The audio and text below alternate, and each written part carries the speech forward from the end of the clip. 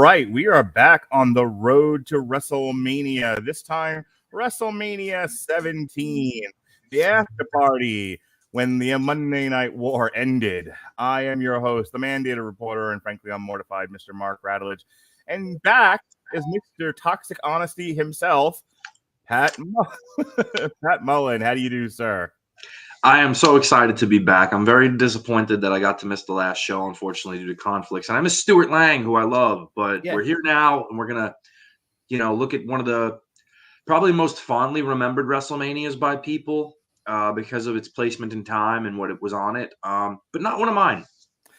Yeah, I think looking back on this show, I think it's good grades from people. Its fond memories are artificially inflated by the fact that the WWE was riding very high at the time. And with the benefit of hindsight, as I said at the intro, it's the show at the end of the Monday Night War. WWE standing high atop the mountain, raising the flag with WCW's shattered corpse lying in the ditch. And, plus it's also Austin versus The Rock 2. It's the one where Austin turns. It's tables, ladders, and chairs. It's one of the better Undertaker Triple H matches of that era, which is not a high bar to clear, but we'll get to that. It's the Kurt Angle, Chris Jericho. Sorry. The Kurt Angle, Chris Benoit. Kurt Angle, Stevie Richards at this point, but well, you know what I was thinking of the one before this, but yeah, this is one of my favorite matches and one that you and I have talked about vis-a-vis, what's your workers' main event. Kurt Angle, Chris Benoit. I mean, it's the WWE really at the height of its powers, and it's about where the last booster off the shuttle comes off, and this thing goes into the far reaches of space. It's going to be years from now before you start to see any kind of crack in the WWE armor. And this is a topic for a different day. Now the whole thing could shatter, and I don't think it would matter because Saudi money, Peacock money, et cetera, et cetera. But again, whole other topic. So this is it. This is like the last really great, fondly remembered WrestleMania, because after this, it's all, they're fine. It's your mileage may vary, which ones you may like best, but I think this is we're going to stop with 20, but this feels to me like the end of the story. Yeah, I mean, we chronologically want to just go through the first 20. I actually remember the next 3 a lot more fondly than I do this one, and I think upon rewatches, I'll justify that too. But yeah, this is an interesting time period more so, and this show is kind of a microcosm of the whole thing, like we talked about. What we haven't talked about up to this point, I want to transition to this period of history. We haven't really, over the course of the last 2 episodes of this series, there was something going on over in Atlanta, World Championship Wrestling. They started Monday Night Nitro in 1995. They would start to attract not just Hogan and Savage and some other of the 80s rock and wrestling mainstays, but they were starting to attract some of the new generation guys too. There were people who were burning out of the WWE and they were going to WCW. By the same token, there were people who had been in WCW for a really long time, even going back to its days as the NWA, and they were heading over to the WWE. So there was a lot of talent trading going on. What we really haven't gotten into is the rise and fall of WCW. And you have to discuss it in order to understand the significance of this show. So we are going to get to WrestleMania 17 and everything that happened between 2017, but we have to acknowledge what was going on here. So somewhere in the 1995, Eric Bischoff is given permission to start his own Monday night show to go head-to-head competitive with WWE. This has been talked about to death. This has been documented in series and other documentaries and shoot interviews, and who hasn't talked about the significance of Monday Night Nitro? But I do want to acknowledge one aspect of it that I don't know how much gets really talked about, and that is how creating a second show made Monday night viewing for wrestling destination television for a lot of people, because nobody watched only one of those shows, but I think everybody flipped between both. Yeah, all my friends who were wrestling fans at the time, which were a lot, one, maybe two, was a concentrated viewer on Raw versus Nitro or Nitro versus Raw. Otherwise, we were all doing that. Some of us, if our dads were wrestling fans, Nitro would run a replay at 11 that my dad would tape sometimes if I was staying with him at the time, and I could watch both shows in full. So that way, if there was something I missed, I didn't miss it. I got to see it the next day.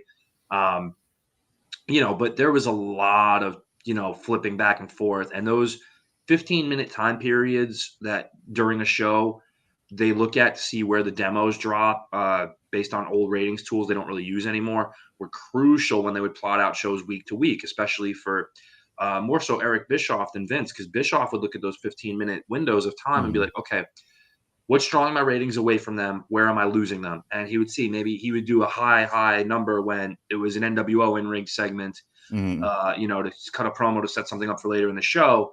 And then on the flip side, on Raw, the next segment, they might have something going on with like Mankind and The Undertaker, and he would have the cruiserweights on, and he would lose a lot of demographics with that. And that happened on a regular basis, and he would try to plot his show around, okay, where am I losing the demos? Where am I winning the demos? Where can I afford to lose the demos? Where can I afford to bring them back?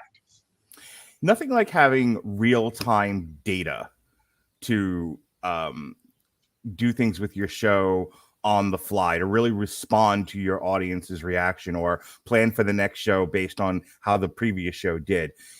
What I'm getting to is that there were two things happening around this time. One is, again, the real-time access of data and the ability to use it to plan out your shows, to draw in more audience interaction, but also what WCW starts to do to differentiate themselves from the WWE is the surprise attraction.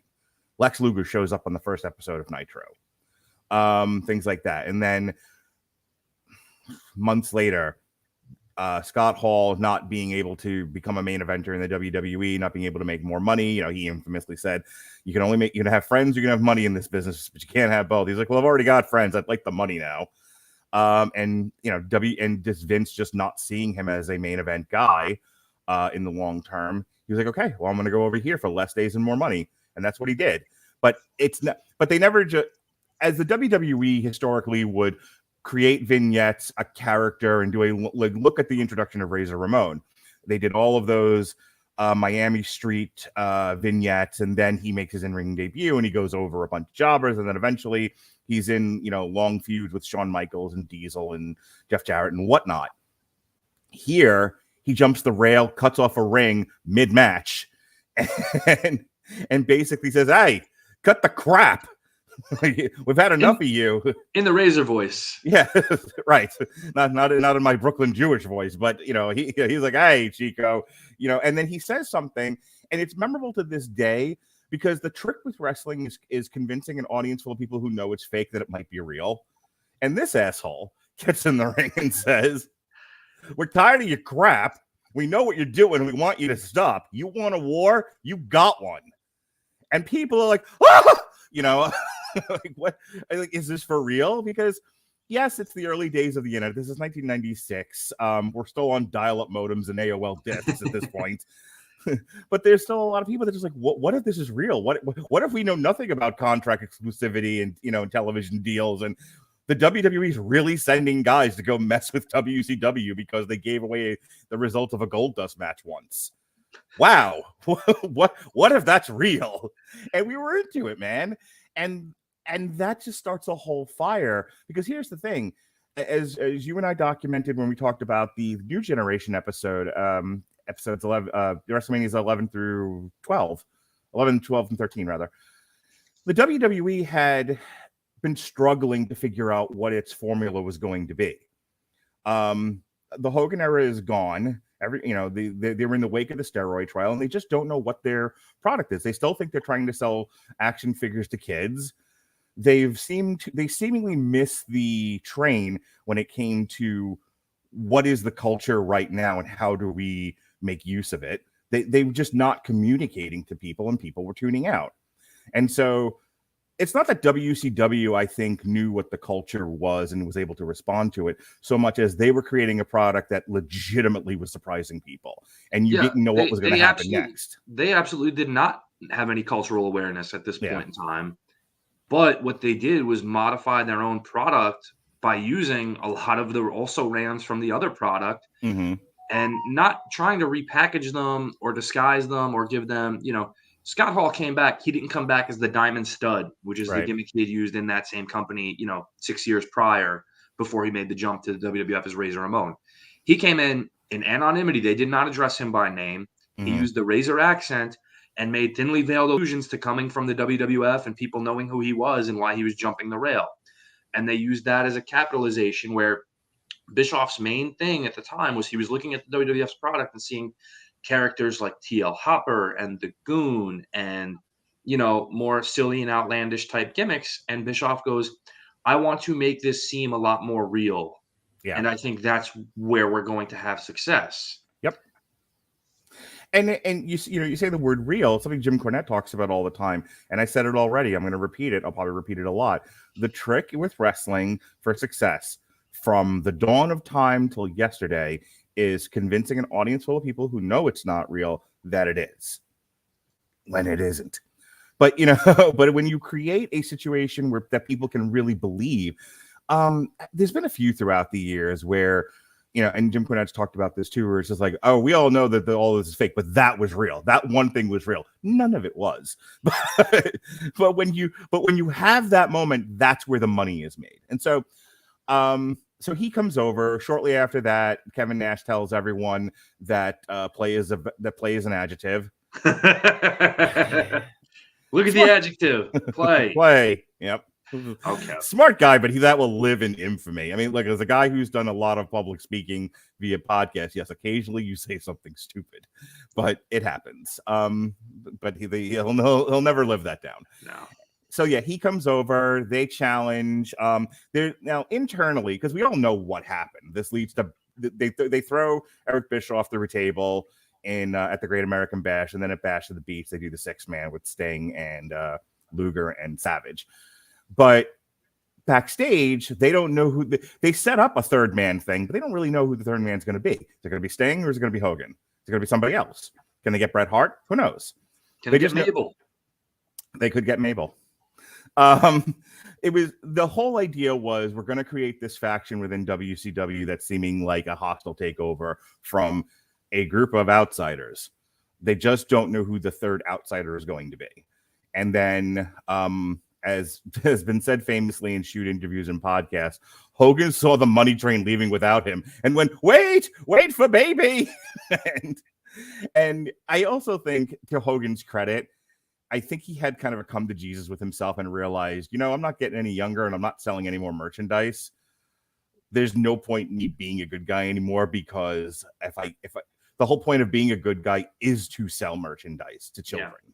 It's to sell t-shirts, it's to sell dolls, it's to sell DVDs of yourself and pictures. And when you're not doing that anymore because people have just lost interest, you might as well turn heel and see what hay you can make of that. And so again, from a narrative standpoint, he was the most logical conclusion to that if they couldn't get Bret, because who's more synonymous with this outside organization than the Hulk? I mean, you could have sold the same story with Sting, especially the way that they did it. I can't remember if it was before or after this where everyone starts to suspect Sting really did join the and then they have it was after, but okay. From a sense standpoint, Hogan made the most sense. The most sense, 100% agree with you. But Hogan gets hit by a train or decides to stay home. The second best option, I think, was Sting, because it was a guy who was solidly WCW. It was the one guy Vince could never get until it was well too late. And if he turns on WCW, that's a story in and of itself. Yeah, I could see that. But as history tells us, it's Hogan. He does a great promo in there where basically it's The Rock's promo essentially when he turns bad. It's the same damn promo. It's like, you all turned on me after I loved you for so long. You stink, and I don't want to play with you anymore. Okay, you can stick it, brother. You can stick it, brother. And so the NWO is formed. I want to fast forward here because there's a whole other podcast series in the rise and fall of the NWO that we're not going to do right now. But I do want to address something that I have said for a long time in casual chats with people. The NWO storyline should have had a solid beginning, middle, and end. Yeah. The middle was Piper and Hogan. The end should have been Sting and Hogan, and that should have been it. Because everything that happens in this period between 96 and 98 is utterly fantastic. And it's the reason why they win for, 84 weeks in a row? 83 weeks. 83. That's the name of the podcast. 83 weeks in a row. They did because they actually told one of the best solid stories in the history of pro wrestling. They really did. Yeah. The problem is everybody in that company got lizard brain and thought you can create an entirely other company out of this faction you created in the WCW. We can make more shows of this. We can do it. It was the kind of like executive thinking that kills a lot of movie franchises, where you don't really know what you have and you think you have more than you've got. Yeah. This is essentially a great film that gets a needless sequel with zero direction and understanding of the first movie as a whole. Correct. That is 110% correct. The Sting, now, granted, they stumbled at the finish line with Sting and Hogan with the whole Brett deal and the fast count that wasn't a fast count and all of that. But at that point, the money had been made. So even if you fall at the end, if you pick yourself up and you start a new story, and it's in any way decent, because really what logically should have happened after that is kind of what did but didn't. It was sort of a half pregnant story with Hogan and Kevin Nash. It would have been fine if we had moved on from the NWO, split them, have them fight each other, and then ultimately break the whole thing up and just do away with it. I think WCW, creative wise, doesn't have the problems that it does. Unfortunately, like I said, after Sting and Hogan, they just couldn't get away from this thing, and they kept going back to it and back to it and back to it and back to it. And the idea of doing like NWO pay-per-views and having NWO have its own Monday night show, and we'll move WC, like, this was all garbage, just garbage, meant by people who would like seemingly on a cocaine binge, going, I don't know what we've got here, but we've got something. Throw everything at the wall. It lacks a coherency when you stand back and look at the whole product. And people have broken this down into minute detail, but I think you can just simply say they ran the story for far longer than it needed to be. And then you have the other problem. And Kevin Nash has brought this up too. And this is where I want you to kind of step in here and give some details. While this is all going on, and you got to remember, corporate mergers take a long time. So this is years in the making. But where it starts to matter is 98, 99. And that is AOL Time Warner is merging. And there's talk behind the scenes of, we want to streamline what this company is. We want to streamline what this entertainment product is. And we don't want live sports. And WCW was considered a live sport. And so I suppose had it been making a serious amount of money, and the whole like corporate financial structure of WCW and what got into what ledger and lines of income is a whole other situation. But apparently it's a lot of confusion and alchemy. But the point that I'm trying to get to is that basically, even if Vince Russo was a creative genius and they didn't have the creative problems that they did, I think the nails were going into the coffin regardless, that WCW was not long for this world, because at the end of the day, the people who just cared about creating a streamlined company didn't want this or the Braves or any of the other associated products anymore. That's a big part of it. And you get into the AOL Time Warner merger, and you talked about the revenue streams, where one of the biggest things that hurt WCW as a whole was, despite how profitable they were, especially in that 97, 98 year-to-date fiscal calendar, a lot of their revenue stream was so oddly divided, where VHS tapes that they sold at the time, which were a hot commodity, though that revenue did not get credited to WCW because it was released under the Turner Home Entertainment banner. So the same way they sold colorized versions of The Wizard of Oz on video cassette and things of that nature, that's where that revenue stream went to. It did not get any credit toward WCW's profitability. So at that time, especially, in the 90s, you and I remember the home video market was huge for pay-per-view sales and revenue. Sure. And now you're not getting, I don't know what the exact percentage would have been to result into it, but it's a significant revenue stream that's not being put into there. And at the same time, you're spending this money on a formula you've now created and seem to over-rely on, where you're going to bring back X major star from the past or steal X major star from the other company to bring them in and pop your crowd and hotshot things. But after a while, it loses its appeal. We had, Scott Hall.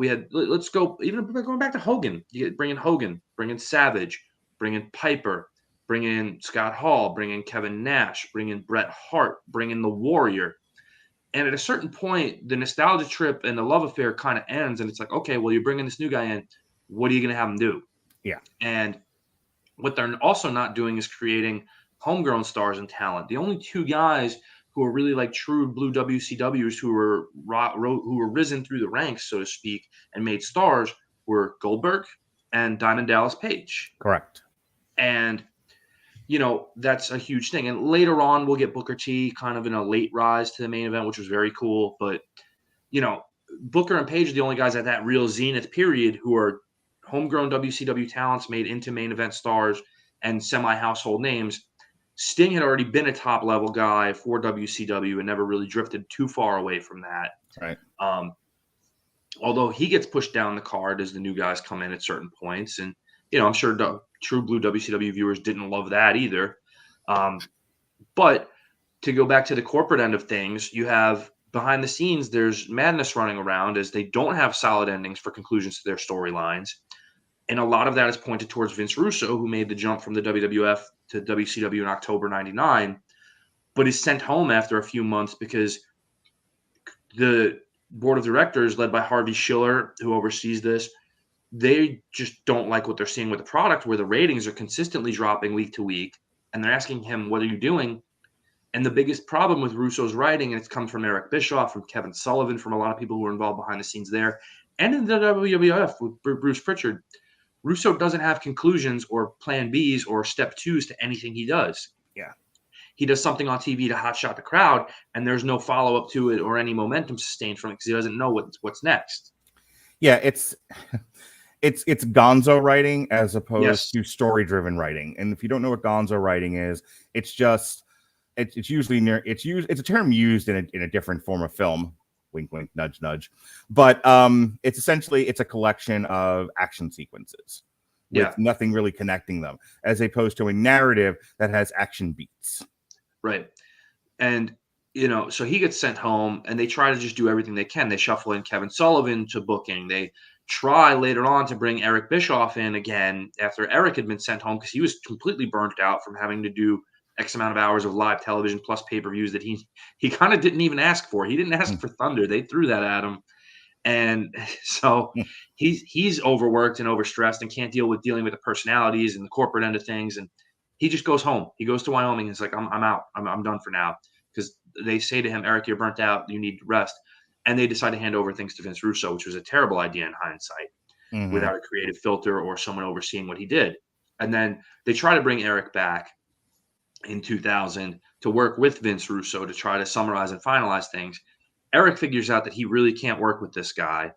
Russo, instead of gradual changes, wants to overhaul the whole show immediately and does so with the failed Nitro reboot where all champions are stripped and there's a whole thing, and they try to do the Millionaires Club versus New Blood angle, and they're hemorrhaging money over this time because the writing is so incoherent. They're not creating new stars. The old stars who people do want to see are being marginalized, and it's a bad time. And at this time, with the money hemorrhaging, where WCW had been a consistently positive revenue stream from mid-96 through up to mid-99, the idea of this merger is happening where AOL and Time Warner are going to merge as two of the great big conglomerates of the time and streamline their business model together like Mark talked about. And the guy leading the charge on all this is an executive named Jamie Kellner. And even into late 2000, when things are finally rolling and things are going to be finalized into January of 2001, one of the big things that they don't want is WCW at this point in time, because Mark alluded, they don't want live sports. Your regular broadcasts of Atlanta Braves baseball and Atlanta Hawks basketball are not going to be things They do. They're going to have an NBA on TNT presence, but that's the only thing they want because the NBA is drawing ratings, but not Turner's own team, the Hawks. So they're going to get rid of Atlanta Braves baseball. They're going to get rid of Hawks basketball, and they're going to do just TNT basketball, where they have random teams in the limelight. Now, I want to just quick. I mean, people may not care about this, but I do find it interesting. At this time, as you said, they create a second wrestling show called Thunder, and now they're looking at TBS and like, hey, take this new show that we just started on there, take it off, because we're going to rebrand TBS as a comedy station, and we're going to rebrand TNT as a drama station, and we're going to remove all of this other live sports or sports adjacent content. Yeah. After they had just christened the show, and I believe it was January 98 was the premiere episode of Thunder. Mm-hmm. Now, less than 2 years into its existence, they want to get rid of it. Right. And, it just shows how quick the wheels turn and how, the analogy has always been made that the WWF is a wrestling company. Mm-hmm. WCW is a wrestling company owned by a corporation that doesn't understand wrestling. Right. And that's largely true. And it's even more so now when you're getting the involvement of the AOL people and the Time Warner people. And again, Jamie Kellner is kind of always the guy who was really adamant that WCW needs to go. It's also very important to note that Ted Turner and Vince McMahon have had this love-hate relationship with each other. They have some history. We've talked about Black Saturday, and how that affected both Vince McMahon and Ted Turner and all of that. Vince McMahon always talks about the infamous call that he got from Ted Turner. Hey, Vince, I'm in the wrestling business, and Vince McMahon, with his nose in the air for some odd reason, you white trash piece of, says, "Well, I'm in the sports entertainment business. Both of you get a room and never talk to anyone else again." Anyway, I have issues with both of these men, but the point of that rant was that Ted Turner was a driving force behind WCW because he had a personal stake in it. He had a personal emotional stake in it. He did, because the WCW World Championship Wrestling, when it was the name of a show produced by Georgia Championship Wrestling, was the highest rated show on his fledgling WTBS Superstation network when it came around in the early 80s. And with all corporate mergers, once the new corporate overlords come in, they usually want to throw everybody else out. Even they throw them out with golden parachutes. It's not like any of these people land badly, but they definitely were like, "And we're done with you, Kentucky Fried Wrestling owner. You're gone." And so Ted Turner's out. Here's your money. Leave. Yeah, and without Ted Turner's influence on the maintenance of WCW, there is no WCW. Right. Unless somebody in corporate thinks this is a viable business model, except that it wasn't at that time. Not at that time. And this is through the history of WCW that really Ted is the reason they stuck around for as long as they did and were able to get to a successful point. Because there were network executives telling him, get rid of this. Get rid of this. Yeah, during the RoboCop era and midgets on a beach blowing things up during all of that. They wanted nothing to do with it and saw it as beneath them, which in a lot of ways it was, to be fair, but it wasn't. And it was still, especially when it became the highest rated programming they had on both stations, TBS and TNT in 1998. But now as we're nearing the end and the money's hemorrhaging and they don't have any plans and there's no direction and this guy's out, we can't, Hogan's gone, this guy's gone, but we're still paying them. The thought is made just to, hey, we're going to buy out these contracts of these guys who are making this amount of money. We're going to sell the company, get rid of it. And that's when Eric Bischoff formed the media conglomerate at the time called Fusion Media Ventures, where he seemed to be the likely candidate to buy WCW. And there was a plan to rebrand it, keep certain guys there, give it a new start, a fresh start, a fresh coat of paint, as they say. But it needed distribution. Distribution was key to any of this happening. And when the deal was going through at the last minute, Jamie Kellner said, okay, you've got the rings, you've got the name, you've got the trademarks, you've got the video library, which should have kept that just for that, Eric. But you're not getting any programming time on these channels. And at that point, you don't have anything to distribute your product on. Your product is dead in the water. Yep. Because you have no advertised revenue. You have no way of getting this out to a mass audience. There's no point to having it for the most part without certain amounts of reach and money backing you. The video library itself was worthwhile, but when you're trying to launch the company and do this, the market's not there yet and not strong enough yet. It's time to pull out. He pulls out, and somehow through legal channels, it's allowed for Vince McMahon to swoop in and buy the withered corpse of WCW. And now, as of March 26, 2001, he is the official owner of all things World Championship Wrestling. I want to ask you a question, Pat, as we transition from the end of the Monday Night Wars into talking about the events of the year that led from WrestleMania 2000 to WrestleMania 17. We can move on and actually get there. It's not a fair fight, It's not a fair fight between WWE and WCW. WWE has one guy pushing forward, and not everything WWE did during the Austin era was great. From early 98 into 2000, it's not all good. And Stuart and I talked about that at length, almost 3 hours talking about it. But where they have a leg up is they don't have all of this corporate bric-a-brac going on in the background. There are no standards and practices. Yeah. There are no financial people. There's no, you have a show 1 minute, you don't have a show the next minute. Vince McMahon's in charge. Vince McMahon's not in charge. None of that's happening. Yeah. And I think there's so much focus. Although that didn't work out well for Paul Heyman. Well, we do need to touch on ECW before we totally move on. But I want to finish up this point. The thing about the WWE, good, bad, or indifferent, is there was always one guy. The buck stopped with Vince McMahon, and he wasn't going out, and he wasn't leaving the company anytime soon.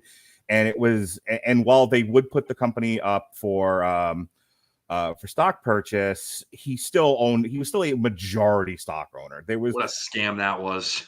It certainly was, Ollie. The point being that there was no backstage turmoil in the WWE like there was with WCW. So even if WCW was writing, Hemingway-esque literature, just they're writing The Wire of wrestling. What people need to understand about WCW is that unless you could convince the people in charge of AOL Time Warner that it's making money and be a worthwhile venture to keep around, it wasn't going to last. No. That's the size of it. There are people who would argue, oh, well, if the creative was better, they would have kept it. No. They decided they were done with this well before the ratings started to tank on that show. And no one gave a crap. Once this merger started happening, the executives who are going to now be in charge as opposed to Ted, wrestling's not something we're in. Right. Sorry, not interested.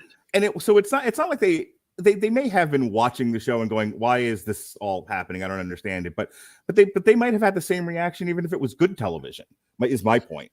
And I think aside from just Ted, the fact that the wheels really started rolling on this at the point when Eric was really burnt out and kind of just at a total loss for everything, and they sent him home. And had he been there and say they started rolling this in like late 90s, like mid to late 97, there's a chance I think he can sell them on keeping this around because of this revenue stream. This is what we're doing creatively here. I think there's a chance of that, but he's not there to sell that. All right. If the machination is we're rebranding this entire wing of our company and we want it to be this, not that, then there's no keeping this even if it's successful. It's just, think of it this way. The WWE right now has a deal with NBC, Comcast, NBC, Universal, Pornhub. And they have their stuff on Peacock, right? And there's always this talk behind the scenes, in the internet boards or whatever, that they're trying to make the company look as profitable on paper so that they can sell it. At the best you could ever have hoped for, and in the alternate timeline where WCW is mad profitable going into 2001, is that they sell it to another company. They sell off they don't sell it to the WWE. They sell it to a big company that can afford to buy this thing and can distribute it themselves. So like they sell it to Disney or something, or they sell it to Sony, something along those lines. Yeah. A major media presence. Right.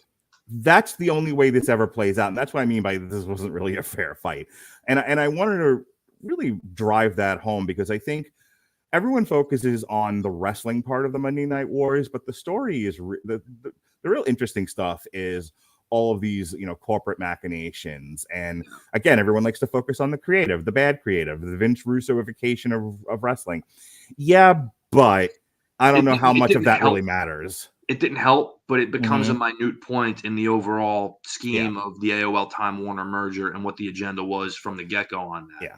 So at the same time that this is happening, there's another cultural thing going on in terms of wrestling, and that is while the WWE is growing, and would reach heights to where it becomes, the phrase often bandied about is too big to fail. The too big to fail era prologue starts kind of here with WWE. But while that's happening, while all the air in wrestling, which I'm learning is very finite, is going into the WWE, it's sucking it from everywhere else. And one of the groups that this affected was Paul Heyman's ECW. ECW was this rebel organization of castabouts and misfits that captured the imagination of a lot of hardcore wrestling fans. I mean, it was very punk rock in its presentation. ECW was the punk rock of this. If WWF is a major label, WCW is a major label. This is the label putting out acts like Bad Brains and Minor Threat that has a groundswell of support. Yep, they were playing at the PWAC while everyone else is playing at the Nassau Coliseum. Yeah, and people loved it that way. Yeah, They are responsible for creating an aesthetic that both WCW and WWE would steal from them and make tons of money in doing so. They would finally get a big break, but by the time they got their big break, it was too late. Everybody had left. that's the beginning of the end. Is the TNN deal?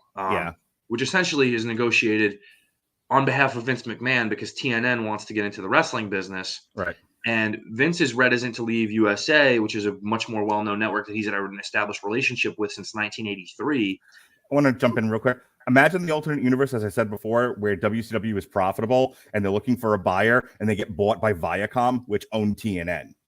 Yeah, there you go. It could have been a very big change. But at the time, Viacom, who was the parent company of TNN, they're looking to get into this wrestling business because they see the revenue it's generating and the ratings it's generating elsewhere, and they want to rebrand the Nashville Network, as it's called at the time, right, which is a very niche audience, into a more national presence because that's their largest cable show, largest cable channel that accesses the most amount of broadcasting.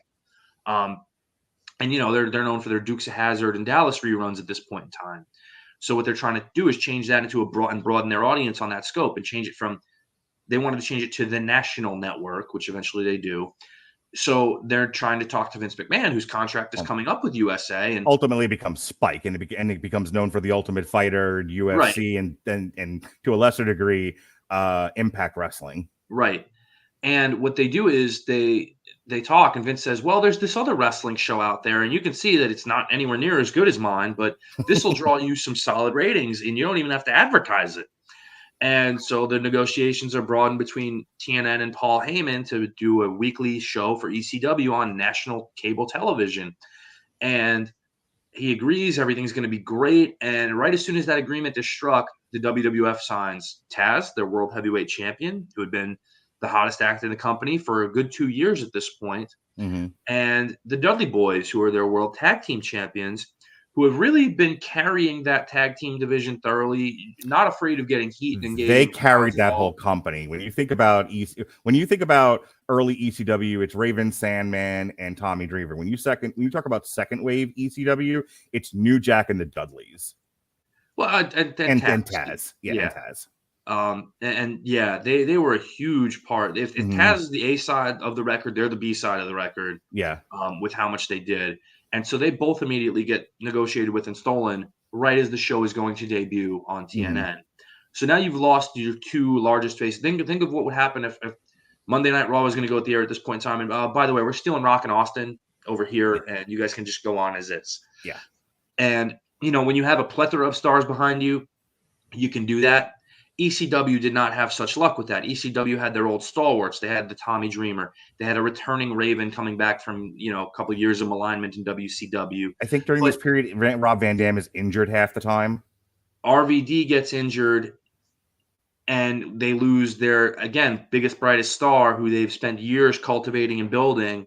He breaks his ankle, and he misses, significant amount of time right in the middle of this thing where they're going to program him and their world champion Mike Awesome into their biggest pay-per-view match yet, and wheels fall off. And speaking of Mike Awesome, he fucks off the WCW too. We'll get there. Yeah. Sabu leaves, who is maybe their most ECW-esque performer and does always draw crowd interest. Sabu leaves out of dissatisfaction with Paul Heyman and payouts and refuses to do a job to Super Crazy and leaves for XPW in California.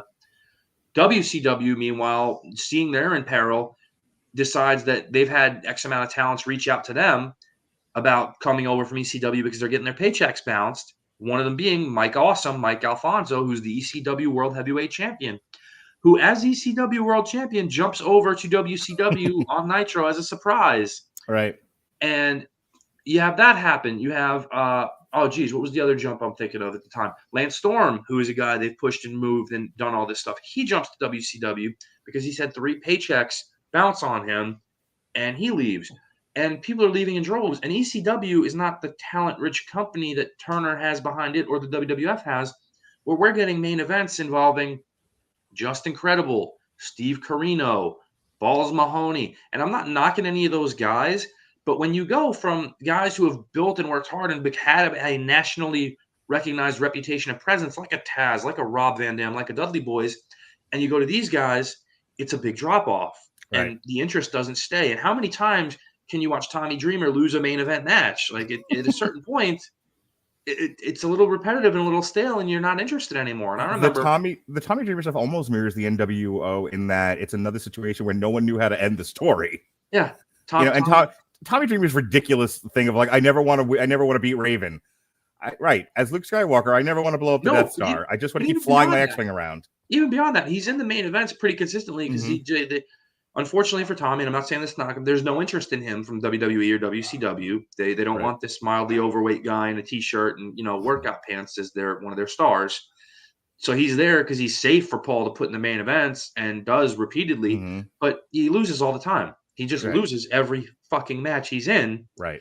And I remember towards the end of ECW, like on TNN, even I was losing interest in the product, and I was a diehard ECW fan, and I'm just like, this is painful to sit through on a Friday night when I could be out, doing whatever I want, and I'm watching, Tommy Dreamer lose a ladder match to Just Incredible that the results never end out in, and the last full year of ECW was 2000. It was horrible.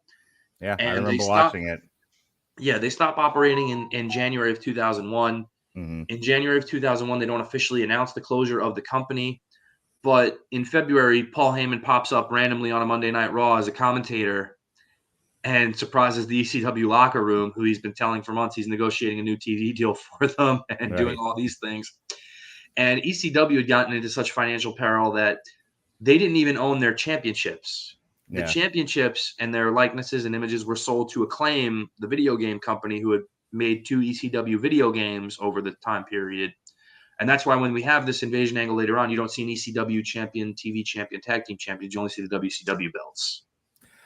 So that's it. But we forgot one thing. The assets of ECW are once again purchased by Vincent K. McMahon. Yes. Somehow this is not a monopoly. I don't understand antitrust laws. I don't. Maybe this is an apology for the XFL getting shut out by the NFL. I don't know. Because technically there were still other competitive wrestling organizations. XPW is going to turn the world on its ear. Rob Black for president. All right. So that brings us all the way back to, that now the environment in which WrestleMania 17 is going to exist in, because all of that we talked about is happening all the way up until, the purchase the purchase of WCW by WWE and the whole ECW crumbling takes place in like Q1 of 2001. And so when it all finally, when we get the infamous simulcast of Vince and Shane, that's like the week of WrestleMania. So it's just important to understand historical context when we get there. So let's get there. Going all the way back to WrestleMania 2000 now, the following month, after we have our 4-way McMahon clash with their Hands of Doom wrestling each other, Mick Foley, The Rock, Big Show, and Triple H, we're continuing on with the fighting and feuding McMahon family, McMahon-Helmsley family, as a matter of fact, because Triple H had turned on DX. We go to Backlash, April 30th of 2000, and I'm just so you get a flavor of where they're building to with WrestleMania 17, I'm only going to hit the matches that matter. So here you have The Rock defeating Triple H with McMahon and with Mr. McMahon and Stephanie in his corner. You had Edge and Christian taking on D-Generation X, and you had Chris Benoit defeating Chris Jericho for the Intercontinental title. The next month, we're going to skip Insurrection because who cares? During this era, we got a Judgment Day. So it's important to note that both The Undertaker and Steve Austin missed WrestleMania 2000. They were both injured. But The Undertaker makes his return. And Pat, without going on a rant about how much The Undertaker sucks, he does. We'll get there. But we should recognize, at least from a macro perspective, how important The Undertaker is to this era and what's about to change here, because this is a pretty monumental thing. Because from 89 on, he had been the zombie character, and then he gets injured, and he'd been injured intermittently throughout this period. But this is a fairly lengthy time off that he gets here. And when he comes back in 2000, he comes back for the very, very first time as the Underbiker. Yeah, for 9 years to this point, he's been some sort of supernatural being, whether it was initially the zombie Undertaker who can't be stopped or whatever, or this, demonic cult leader, which is the only time I found him remotely interesting, is the Ministry of Darkness Undertaker. He comes back as the Underbiker, as Mark pointed out, where he's just some Texas redneck in a long trench duster. He's his version of Steve Austin. It's all of his asshole personality turned up to 11. Yeah, and the idea of the Undertaker kind of came from Vince's idea of a gunfighter. So there's the motorcycle aspect, like he's riding a horse. He's a stalwart presence in that company. He's a special attraction and has been for a long time. He's their next generation of Andre without half of the ability or charisma. He's a guy who people know. Yeah. You know who the Undertaker is. He's constantly somebody who, even if he's not in the main event, if you put him in the main event, nobody's asking questions. Yep. Why is he there? He's the Undertaker. He has that special presence about him, to be fair to him. Look, and we are very critical of wrestling. We watch with critical eyes. We are not afraid to speak the critical truth. Yeah. But let's not run away from the obvious fact that he is beloved. For people, for your average general audience wrestling member, he is a beloved character. And when he shows up, no one gives a crap that he can't wrestle. Nobody cares about all the other stuff that we talk about at length. They're just so happy to see the Undertaker they can hardly stand it. And so after being, especially when he goes away for a while, when he goes away and then comes back, everyone throws their pants at him. Yeah, even if it's a pretty amazing phenomenon. Yeah, well, of course. Absence, how can we miss you if you don't go away? So when he comes back, it's the whole picture. He's coming back at the end of an Iron Man match between The Rock and Triple H, which by the end of that, I'm sure just about anything would have popped that crowd. Wow, that was a long match. But he comes back at the end with doing and so he's back. People love him. He's got a different look. I think this is when he was doing Kid Rock music. The whole thing. Is this Limp Bizkit or is this Kid Rock? It doesn't matter. It was one of the two, and they're about the same. So he's coming back with hip, fun music of that era, and it's great. It's a celebration. It's also more point to the narrative. It's another guy they can put in the main event to mix up with The Rock and Triple H, who are both over. But I don't know if anyone's convinced they're by themselves putting butts in seats. No, and even then, the audience is kind of getting a little bit of a, all right, these guys again type of reaction, because there's not Steve Austin, there's not The Undertaker. Right.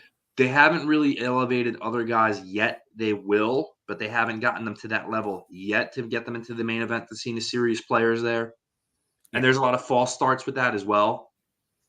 So we move from Judgment. That's the big attraction there to Judgment Day. We're still doing a lot of the same things over and over again. I talked in our introduction, the written introduction that you can see in the description of this podcast, that this is the rise of Kurt Angle into a main event player. And everyone gets their rise from the King of the Ring, and Kurt's no different. He wins the King of the Ring here by reading the real ass man, Rikishi. We've got more of The Rock and now the Undertaker mixing it up with the McMahons.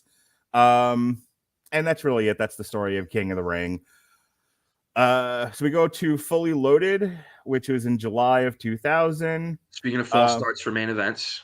Yeah. We got a couple of them in here. So it's important. This is important just because of the people involved in it and how this is going to lead us eventually to WrestleMania 17.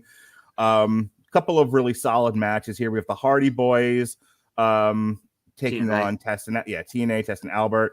We have the Undertaker. This was a good Kurt show. Angle. Can we talk about this show instead of WrestleMania X7? I like this show. Sure.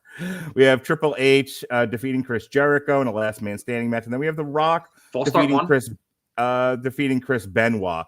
The importance all of which is that you have Chris Benoit, who's going to do a 3-year build into his main event opportunity.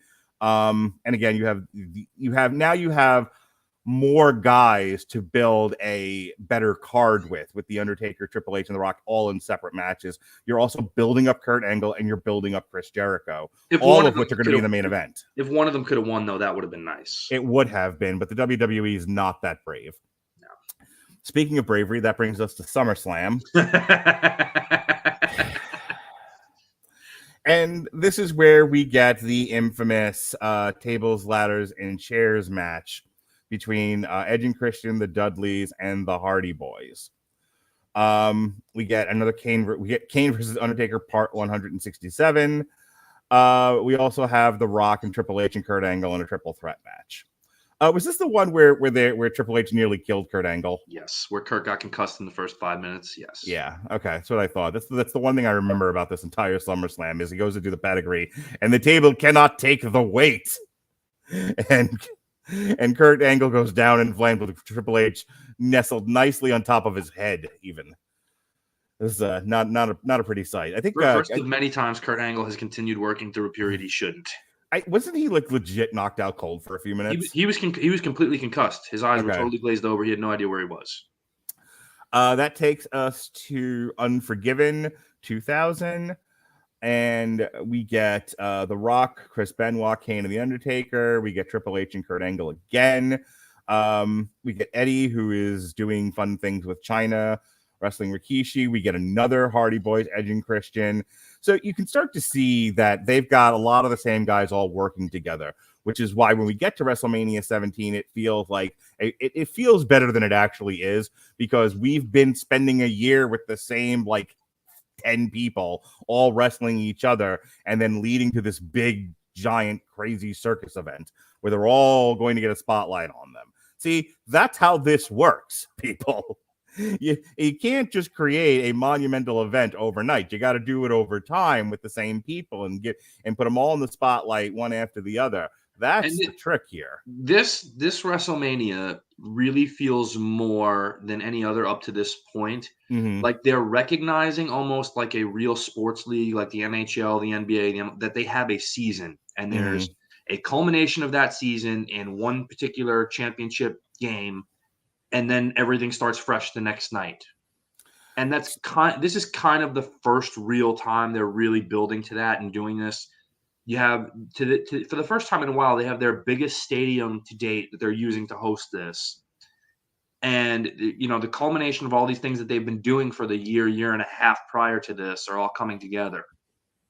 So the reason why Steve Austin missed WrestleMania was he got injured.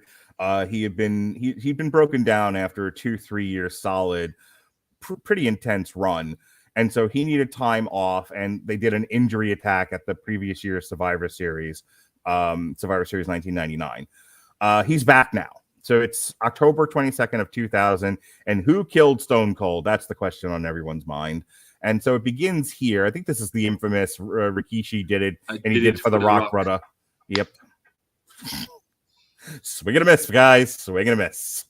So he wrestles Rikishi in a no contest. So Steve Austin's back, and we're really building our A team here going into WrestleMania.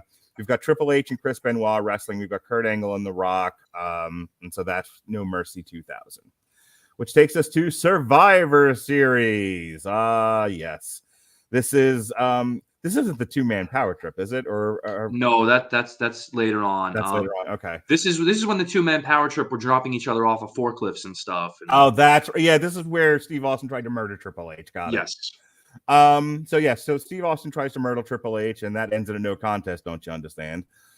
We get a Survivor Series match between the Dudleys, the Hardys, Edge and Christian, and nobody cares. And nobody cares is the right to censor. Kurt Angle versus The Undertaker. We get The Rock and Rikishi. And then down the card, we get the Radicalz versus Degeneration. So that's the Survivor Series. We're going to skip the British one here, and we'll go to Armageddon out of here in December 2nd of 2000. Nope, December 10th in Birmingham, Alabama. The main event is Kurt Angle in a six-pack challenge. No, this is a six-pack Hell in the Cell. Oh, yeah, this is the one where they tried to kill Rikishi by dropping him into a bale of hay. Repeated attempts at murder, everybody. WWF in 2000. Yup. Come for the wrestling, stay for the murder. We get Kurt Angle defeats The Rock, Steve Austin, Triple H, The Undertaker, and Rikishi. Yeah. I'm not even telling you who has the belt in all of these things because it does not matter. They threw that belt at each other like a hot potato. It's sort of irrelevant to everything else going on at the time, as is the rest of this card. Though we do have another fatal four-way here with Edge and Christian, the Dudleys, Degeneration X, and Right to Censor.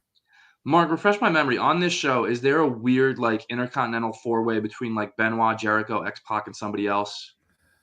There's an intergender elimination tag team match between the Radicalz and Team Extreme. No, you're thinking of a different show. Yeah, but again, belts don't matter.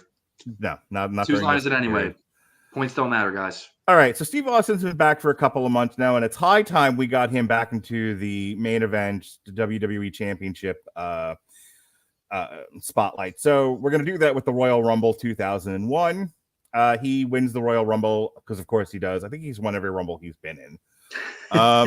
Almost. And he gets, he's going to wrestle whoever happens to be the champion. It could have been Pat at this point. Nobody knows. That belt was everywhere at WrestleMania 17. We also get Jericho and Benoit wrestling each other. And hey, take a drink, everybody. The Dudley Boys wrestled Edge and Christian for the tag team titles. Get right out of town. And then Kurt Angle defeats Triple H for the WWF Championship for the zillionth time. That takes us to No Way Out, February 25th, 2001. We get The Rock defeating Kurt Angle because everyone has to now get their places setting up for WrestleMania, okay? We've had some fun. We put a belt here and a guy there, and it's all been lovely up to this point. But hey, quit screwing around now. We got to get ready for the big show. Rock there, Austin there, everyone get behind them. That's the plan. But again, another year where poor Kurt Angle gets shuffled into something out of nowhere because they don't have an actual plan for him. We'll talk about that on the next show, too. Yeah. So we have the Dudley Boys versus Kane and The Undertaker. We have Triple H in a 2 out of 3 falls match. This was another one where Triple H and Steve Austin must have been sitting in the back. We're like, how are we going to make our wrestling match different from everybody else? Stages of hell. What if we tried to actually kill each other? You mean Sean and Brett? Well, no, I don't hate you, Triple H. I love you. But in that love, there must also be death. Okay. Jesus, do you remember this one? I do. I remember it actually being very good. It was the first fall, I think, was just a straight wrestling match. Mm-hmm. The second fall was a street fight. And then the third fall was, what was it? Steel cage. It was a cage, right? Yeah. I'm not saying it wasn't a bad match, but it does feel like Triple H and Steve Austin aren't going to be happy until they both, literally fall into a grave together. I mean, at this point, they're also looking for what the hell can we do to keep this interesting? Yeah, true. And Triple H has very famously said that not too long after this, they have to knock this shit off because they're going to legit kill somebody in there. Yeah, which is an attitude, a lot of us have looking back at this going, what the fuck, man? Yeah, that's a lot of what defines the Attitude Era in the Monday Night Wars. Just what the fuck? Just car crash, hotshot booking. Yeah. Your match that you were referring to is Chris Jericho, Chris Benoit, Eddie Guerrero, and X-Pac in a fatal four-way for the IC title. That's the one I was thinking. That's a little hidden gem. It was very random, but it was very fun. And I couldn't remember what show it took place on. So at this point in time, I really became very apathetic about the product. All right. And now we're here. We're at WrestleMania 17. We've got Austin on one side, The Rock on the other, Vince McMahon in the middle with one hand on his genitalia. At the Astrodome in Houston, Texas. That's important. Yes. Reliance Stadium, I guess it's called, but it's the Astrodome to me. Something that we talked about on the last show, Stuart and I, was how after WrestleMania 9, they don't do a stadium again for a very long. I don't even know if the one at 9 is technically a stadium. No, it's Caesar's Palace. It's a casino. Yeah, well, I don't know what Caesar's Palace was considered at the time. So let's go with WrestleMania 8 then, just to make it even. Yeah, the last time they do a stadium is the Hoosier Dome. Then it's a casino. Then it's the Garden. And so far, we're like, okay, both of those Civic are fine. Center, yeah, and then we went to hockey arenas. Rosemont Horizon, TD Bank Arena, Boston Garden, whatever you want to refer to it as. Right. I don't remember where 15 took place on. I think it was Philadelphia. The Center. Yeah. And then 16 was back at the Pond in Anaheim. Right. So, yeah, not counting, the experimentations at casinos and the legacy at the Garden, we're doing hockey and basketball arenas for a good 6-7 year stretch. And then we're finally, Chris Bailey at a stadium for the first time since WrestleMania 8. And what a joyous occasion it was. And that's what makes this kind of monumental.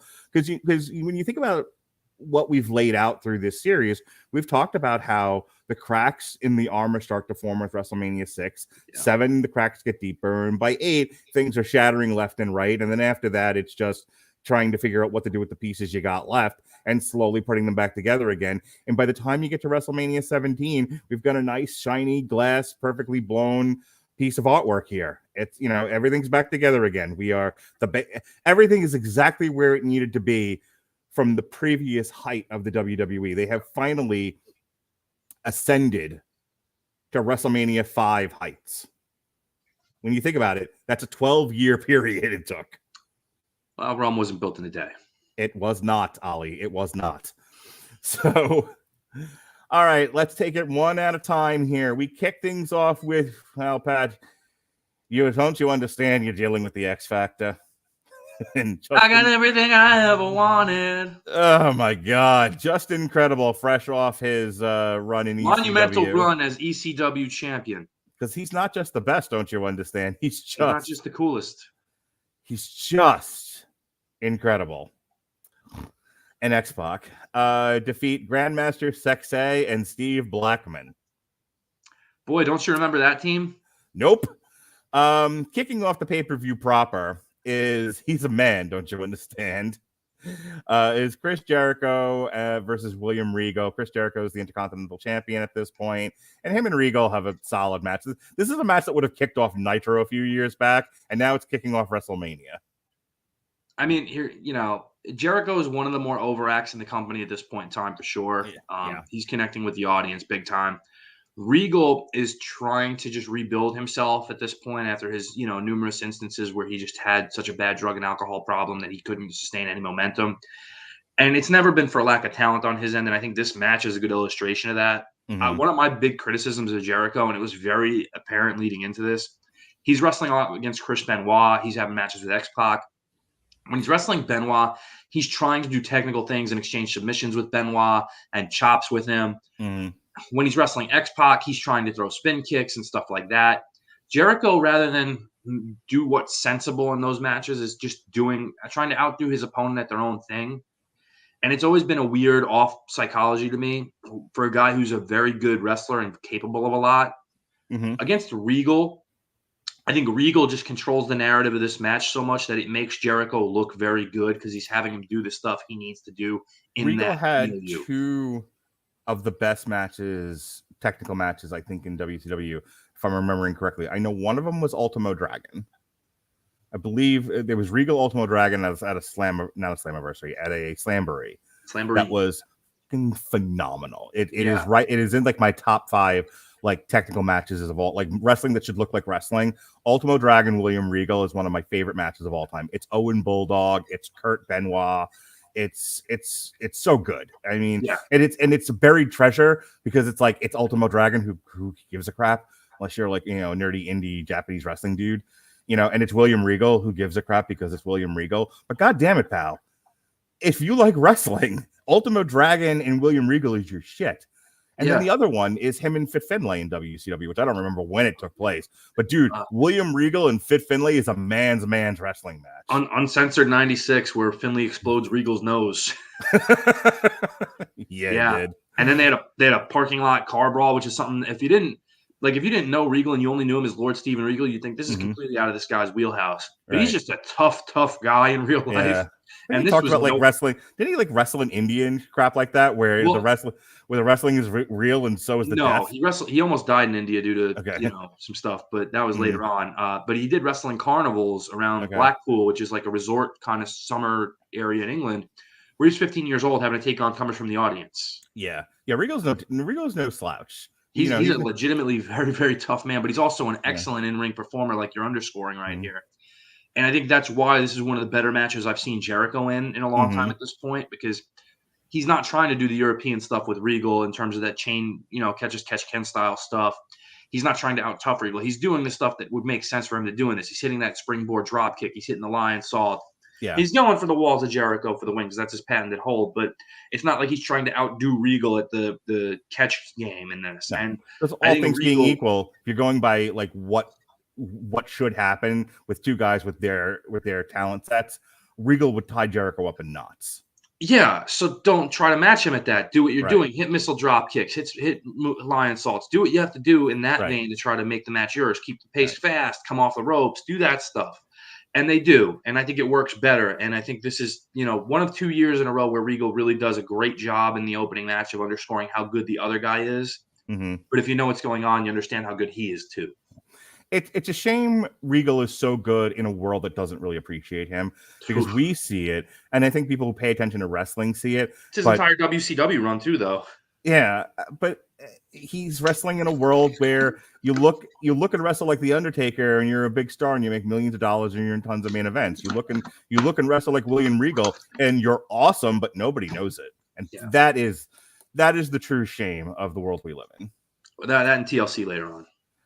We'll get to WWE's insistence that somebody has to die in a ring during a match, at least. Yeah. Before I continue, and I have now tried to do this several times, and because I'm a bad host and forget to do my ad reads, let me remind everyone that Grammarly, for you listeners of the Mania of WrestleMania podcast, is offering a free download of the Grammarly software. Grammarly's AI-powered products help people communicate more effectively. Grammarly helps you write mistake-free on Gmail, Facebook, Twitter, LinkedIn, and nearly anywhere else you write on the web. Grammarly corrects hundreds of grammar, punctuation, and spelling mistakes while also catching contextual errors, improving your vocabulary, and suggesting style improvements. To download Grammarly today, go to getgrammarly.com/W2M Network. Again, that's getgrammarly.com/W2M Network for free. All right, back to fun, exciting games with wrestlers. All right, we have Taz and the APA. This is about a year or so before Bradshaw is going to become George Bush. So, no, it's a couple years before that. Oh, it's a couple years before that? Yeah, he doesn't do that till 2000. Oh, that's right. We still have 3 more years of this nonsense before Eddie gets a run of the title. Never mind. Yes, Taz and the What Are We Going to Do with Bradshaw and Farouk tag team take on a truly brilliant and just amazing faction here. The Right to Censor, with the best theme music in the history of pro wrestling. Just a siren going off. Well, and remember, Taz is a late minute shoehorn in this angle for Jerry Lawler. Okay. That's right. This is where one of the times Jerry almost died on air or something like that. No, this is so we go back to the this is the thing with the cat where he quit because of the cat situation. Okay. Yeah, Jerry Lawler's on-screen wife, who had become apparently such a nightmare backstage, was involved in an angle with Right to Censor where she was trying to start Right to Nudity. Mm-hmm. And like Mark alluded to, there was a group called Right to Censor, who was basically a takeoff of the PMRC, which was a parental and teacher group that was trying to curb any kind of lewd behavior on television, especially television they felt aimed at children, which they felt wrestling was. I think we can safely say they lost that fight. Yeah, no shit.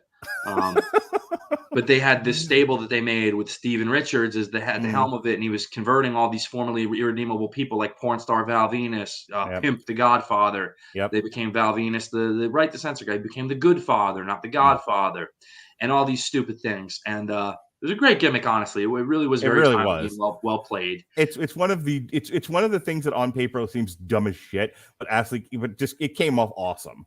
Yeah, and it's also one of the few times WWE took an editorial point of view, decided to make an angle out of it, and it worked.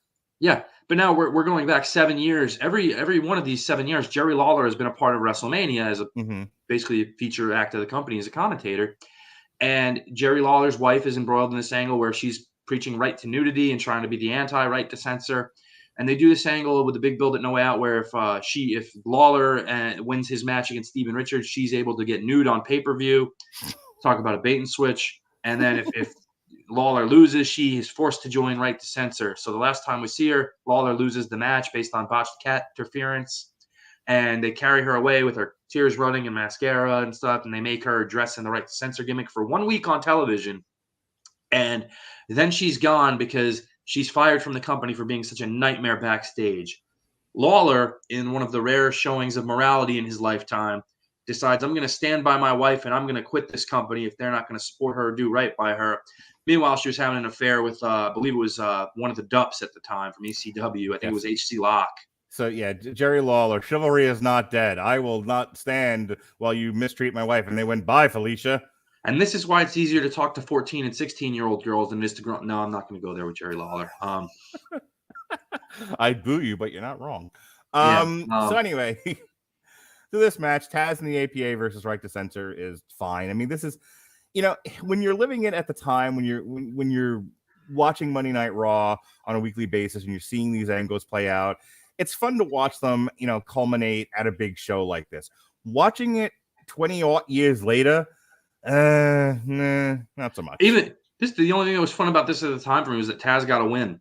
Yeah, true. All right, so next Taz, what a fall from grace, man. You ain't kidding. Future ECW champion Kane defeats Raven in the Big Show in a WWF Hardcore Championship match. Look, we're in an era. It's like we watched. Harry Broadhurst and I recently reviewed one of the No Holds Barred things, and it's like one of the things we talked about was how hard it is sometimes to review some of that stuff because it's the same shit over and over and over again. Oh, and WWE wasn't much better 20 years ago, which means we've had over 20 years of this nonsense. It's just like an entire match of people hitting each other with random bric-a-brac. Yeah. Okay. Again, when you're watching it in the moment, it's entertaining enough, but so are jingling keys. To have to then think about it later on and try to somehow talk about it intelligently, reflectively, it's hard to do that because, yes, it's the same nonsense hitting each other with shit that every other match where hitting each other with shit happens. I don't know what else you want me to say here. Yeah. What did they do inventive in this? Raven got thrown through a wall, right? Yes, by two large men. Yeah. He got thrown through a wall. That was the innovative spot. And I would almost guarantee you that Raven himself came up with the idea for that. Yeah. Just to do something to stand out because he is, for all Scotty's faults, he's one of the most intelligent people in terms of wrestling, and doing that stuff. And he probably was like, what would make this stand out a little bit is we had this moment in it. And unfortunately, there's a show with a lot of these moments in it. So, Chris Sheen often jokes. We talked about this when we did the Royal Rumble and the Elimination Chamber commentary. He always sarcastically makes fun of the WWE and he says it's about the moments. And looking back at a lot of these WrestleManias, this one especially, it does feel like a collection of moments. So when you're living it, it's cool to be in that moment. And then when you watch it years later, you're like, yep, that happened. That was certainly a thing that made me happy at the time. I wasn't even in the moment then. Lasting impact it did not have is my point. Right. Eddie Guerrero with Perry Saturn defeats Test. Oh, poor Test. Is Test dead? You'd have to check Twitter. My son asked me.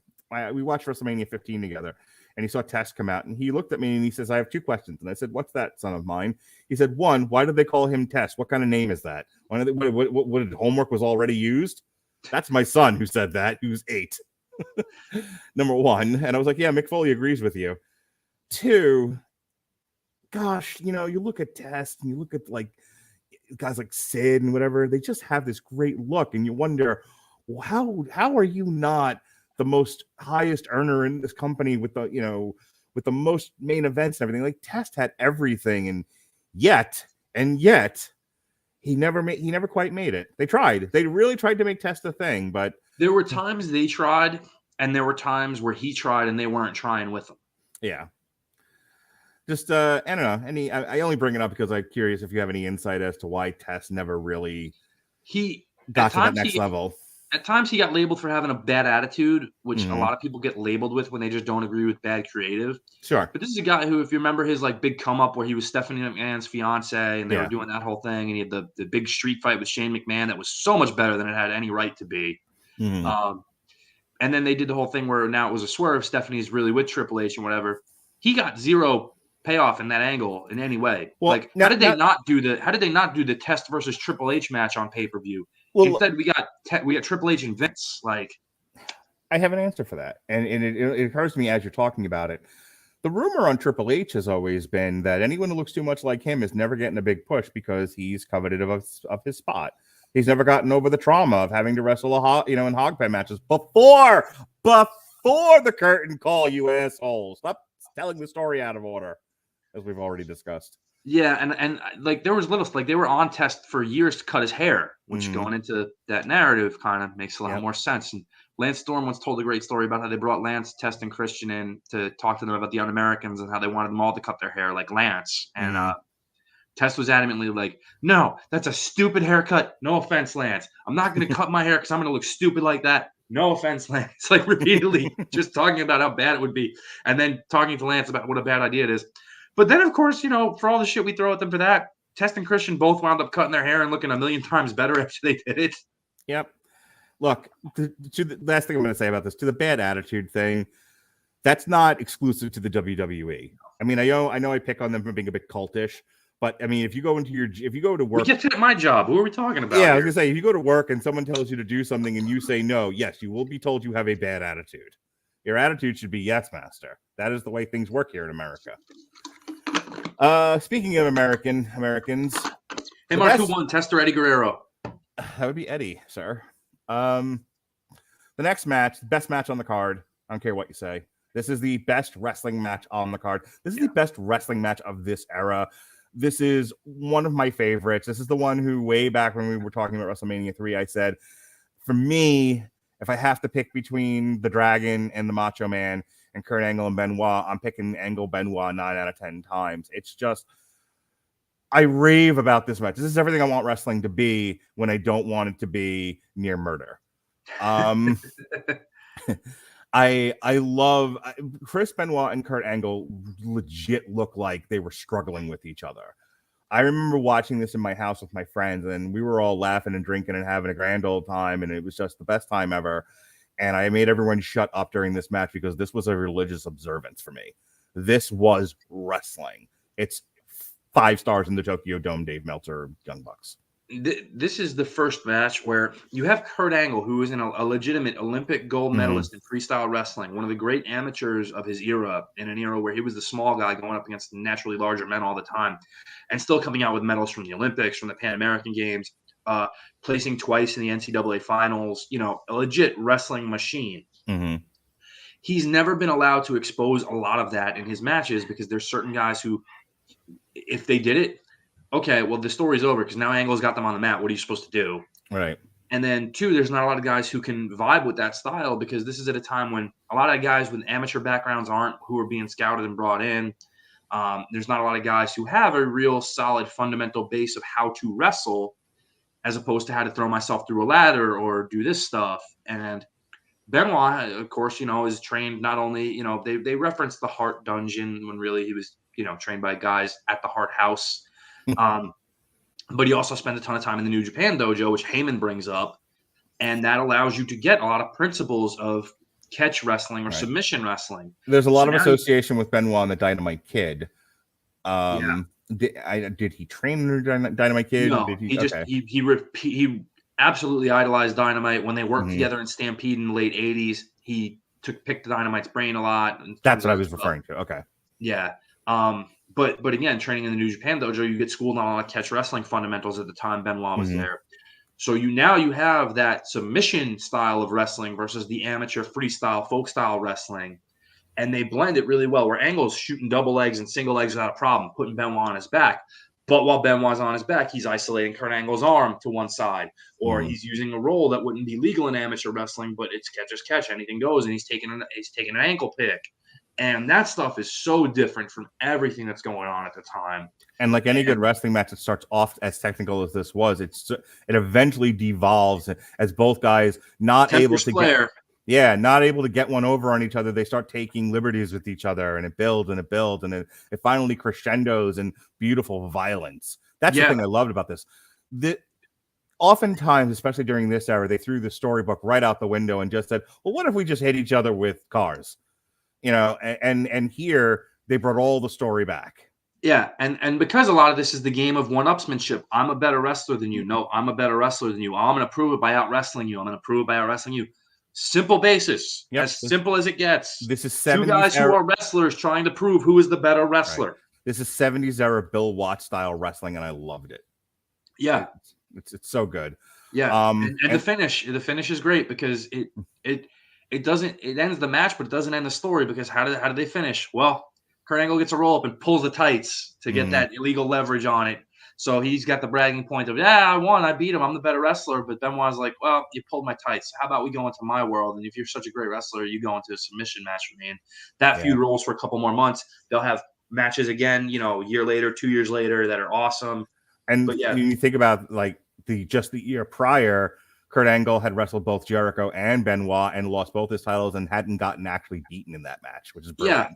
And that match, I mean, they took that. This is the booking difference between this match and that match. That year prior, they were just like, oh, these are 3 guys with good reputation. Let's just throw them in there and see what happens, type of thing. Yeah. And you really didn't get a great match out of it. You got an okay match with some fun in it, but considering the level of 2 of those 3 guys at the time, and Benoit and Jericho, who'd been doing this for a long time, and Angle, who is a prodigy, but is only on the WWF main roster at this point for not even 6 months. Mm-hmm. Now you have it a year later where you have the guy who was seen as the best overall worker in that match in Benoit, a much more seasoned Kurt Angle, who is now knowing how to meld his amateur stuff into his pro stuff. And man, it makes for an amazing match. I told you offline, this is of their long and an illustrious series of matches together. This match is my 3rd favorite out of them. And that's not a knock on it. It's just their level and their bar kept going higher and higher each time they got together. I think 2000 to 2004 is probably, in terms of in-ring work, is probably the best the WWE ever gets. And I don't think it's been better than that since. No, I think there's a marked pickup like in that 2002 to 2004 time frame. This is kind of the genesis of it where they see, people are actually entertained by this. Yeah. Maybe we should do more of it. This is the era of, I think, the SmackDown 7 and all of that. It's just, it's the bet. 2001 through 2004 is the best wrestlers in the world, all in the same company wrestling each other. Yeah. It's truly a great time to be a fan. And then it all goes to plat after that, and it never quite recovers. Yeah. But and now here we are in 2022 where wrestling is a sad joke. Anyway, moving on. But if you love it, that's fine. Good for you. We used to. We used to. And now we're crotchety old men watching 20-year-old wrestling matches. Speaking of 20-year-old wrestling matches, Chyna defeats Ivory from the Right to Censor. Boy, Chyna believed her own hype back then, didn't she, this lunatic? This poor, crazy lady. I've now changed my name to be reflective of what we are to this. That'll be only the second time in 24 hours I was referred to as Statler, opposite of Waldorf. Anything about Chyna and Ivory? Hey, look, Ivory did the best she could with this monster of a woman. Yeah. I know people look fondly back at Chyna's career. I don't. I'm going to, again, toxic honesty, right? Mm-hmm. She was not a good in-ring wrestler. She wasn't. She was a very, and I mean this in a kind way, freakishly physical woman where she had an incredible physique that she built over time with, some chemical enhancements and what have you. I'm going to throw a name at you. And you're going to be like, really? But think about it. She's kind of the female Lex Luger. A lot of body, not a lot of talent. I would almost call her more akin, especially in the vein of her working with other women, as more like a Giant Gonzalez or an El Gigante, to be fair, or like a great Khali. Because if you're talking about her work and in terms of just okay, I'm fixated on her musculature. You're talking there's 2 veins I'm going with here. One in cognizant of when she's working with women. She's more, what are you supposed to do with her? Right. There's no believable scenario where an Ivory or a Trish Stratus or a Molly Holly, as great as she was, is going to physically be able to do anything against this monster. Right. It's just not. Right. And that has nothing to do with her work. That has everything to do with the fact that as a woman, she weighed in excess of 200 pounds, was similar in stature and size to a lot of the men who she had been wrestling for the prior 2 years before this. And now you go to wrestling, with the exception of, like an Ivory, a Molly, largely glamour models who are now in the wrestling milieu. And against the men, it was because she was such a large woman that it was there was that initial kind of phase of, oh, maybe she should be fighting men. And then you realize even against small men like Jeff Jarrett, she looks maybe the same size as him. Right. And her work level is not good. I brought this up when Harry and I talked about Impact No Surrender. There's a match on there, Jordan Grace, who is a cute, squat woman, but that's what she is, against Matt Cardona, who's a full-grown man with muscles. And I'm looking at Harry, and I'm like, I know we're living in an era where intergender wrestling is now the norm, especially on the indie scene, but it's a load of horse crap that makes the whole thing. I mean, you want to talk about how do you make wrestling seem even faker? Yeah. Jordan Grace versus Matt Cardona is a great example of that. And he's trying to sit there and tell me, and I love Harry to death, but he's trying to sit there and tell me, oh, well, she's a muscular girl. No, dude. You put Jordan Grace the size she is, you put Ivory the size she is against the people the size of Matt Cardona and China. They win 10 out of 10 times unless you have a gun. One right hand and it's over. Crap. One right hand and it's over. One right backhand and it's over. I never minded China wrestling men because of her size and shape and musculature. But again, the shape is not the problem. To me, she was a shitty worker. Oh, no. I look, assuming she could work like Chris Benoit, she looked appropriate next to the men she wrestled for the most part. Short of like the Big Show Kane or the Undertaker, she's in there with guys, again, Chris Jericho. Chris Jericho's not a giant. So she's in there with, I think she was bigger than Eddie, so she's in there with the SmackDown 7. Sure. Well, other than Brock. Let China have a go. It's fine. Anything less than China, don't hand me that happy horse shit. And that's my point. Again, Jordan Grace, she eliminated Brian Cage from that Battle Royal in the All or Nothing show. Like, never get over that. That was so bad. Like, what are we doing? Yeah. Okay, so you don't want anyone to think this is real. Got it. At which point this is why I don't care anymore when they do magic and teleportation or whatever, because you've already convinced me that this is another fantasy. So now, I'm bored with your fantasy because you tell bad stories. Anyway, the whole thing about Lex Luger, just so people understand what I'm saying, if Lex Luger looks like me and wrestles the way Lex Luger already wrestled, I don't think he has much of a career. That's my point. China gets away with being China because she looks like China, right. But when you work like McGee, the only reason why you're on television is because you look the way you do. Right. And that's where the novelty wore off and they had her start wrestling women, because at a certain point, it's like, why are we still having her do this with the men? Like, it's not special anymore. She's a woman. Let's have her go after the women's championship. And of course, over this point in time, we've also seen her get, cosmetic surgeries to make her more feminine in appearance and stuff like that. Side note, funny story. Jim Cornette often references how he was in charge in WWF of booking people for autograph signings and things of that nature. Where there was a flea market in New Jersey called the Route 18 Market, located in East Brunswick.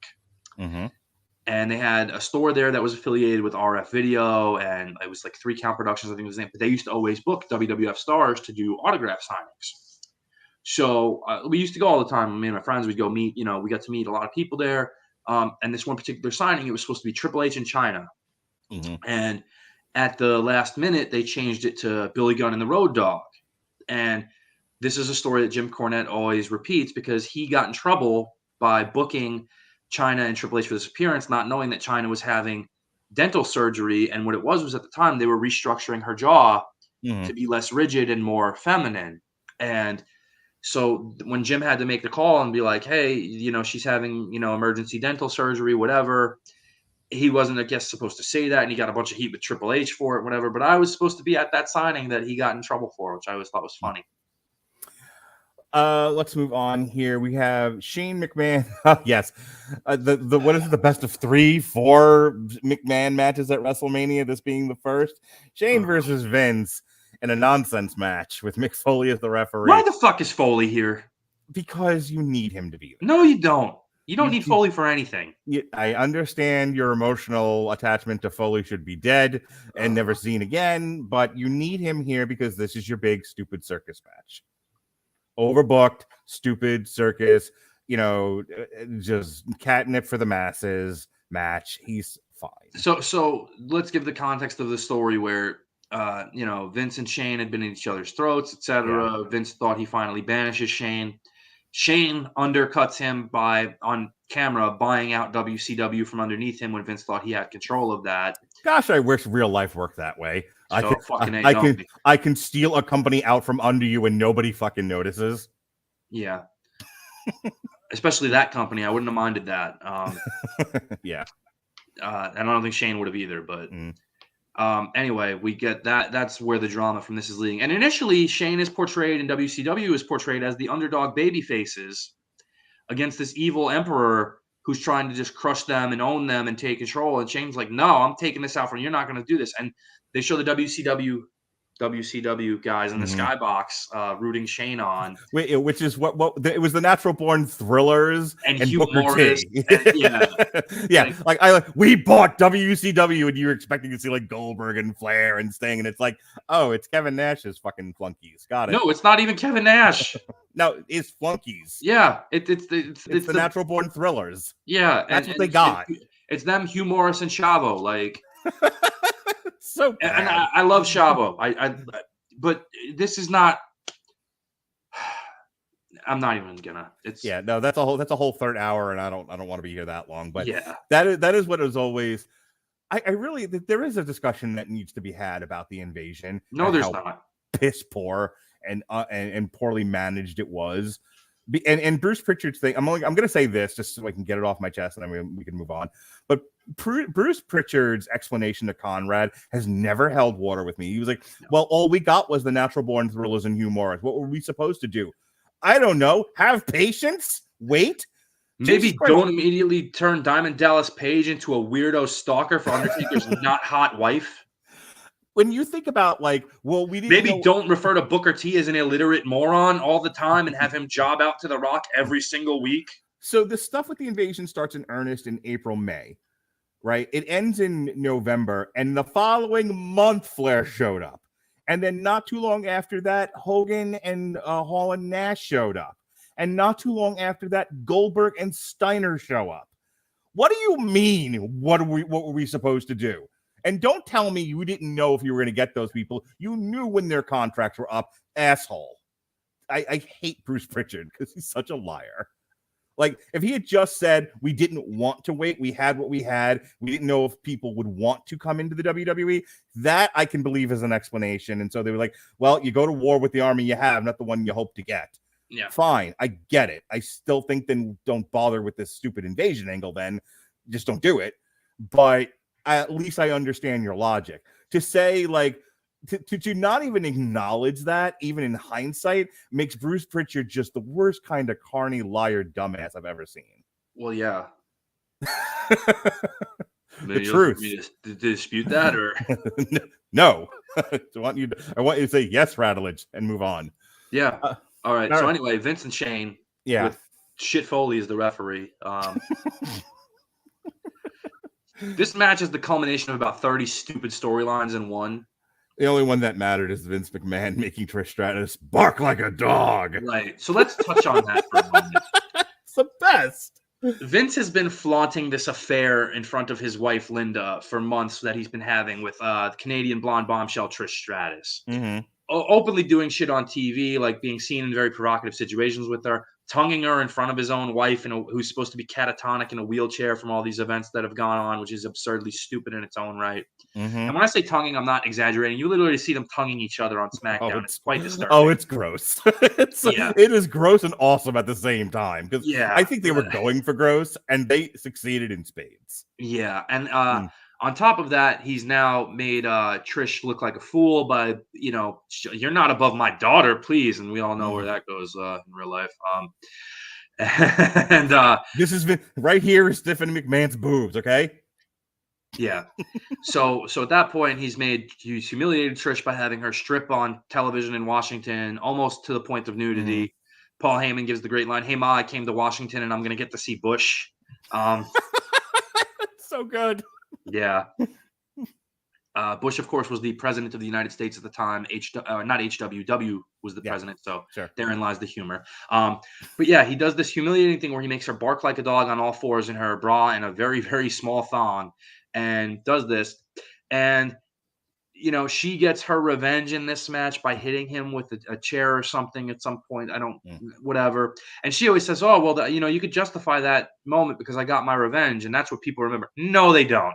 I don't remember a fucking minute of this, and I rewatched it. I remember you in your fucking skivvies on all fours, barking like a dog, and then being told to take your bra off in front of an audience. Yeah. That's what everybody remembers. That is all anyone remembers. Any other way. That's what everybody remembers about Vince and Trish Stratus. Nobody remembers that she got her revenge of any kind in any way. There are two things about that entire period that anyone remembers. Bark like a dog and Shane going coast to coast. That's it. And the coast to coast, okay? Let's talk about that spot. What Mark is referring to, Vince is slouched in a corner with a garbage can placed in front of him. And on the other end corner, not across the ring, but directly adjacent to it, is Shane standing on the outside of the ring, who gets the idea to jump up, springboard onto the top rope, and launch himself in a drop kick all the way across the ring to hit Vince, which, if you've never seen it before, was quite impressive. But Rob Van Dam did it. As an ECW viewer, I've seen Rob Van Dam do this already. Right. And do it with a chair instead of a garbage can. And hit with his feet, not his ass.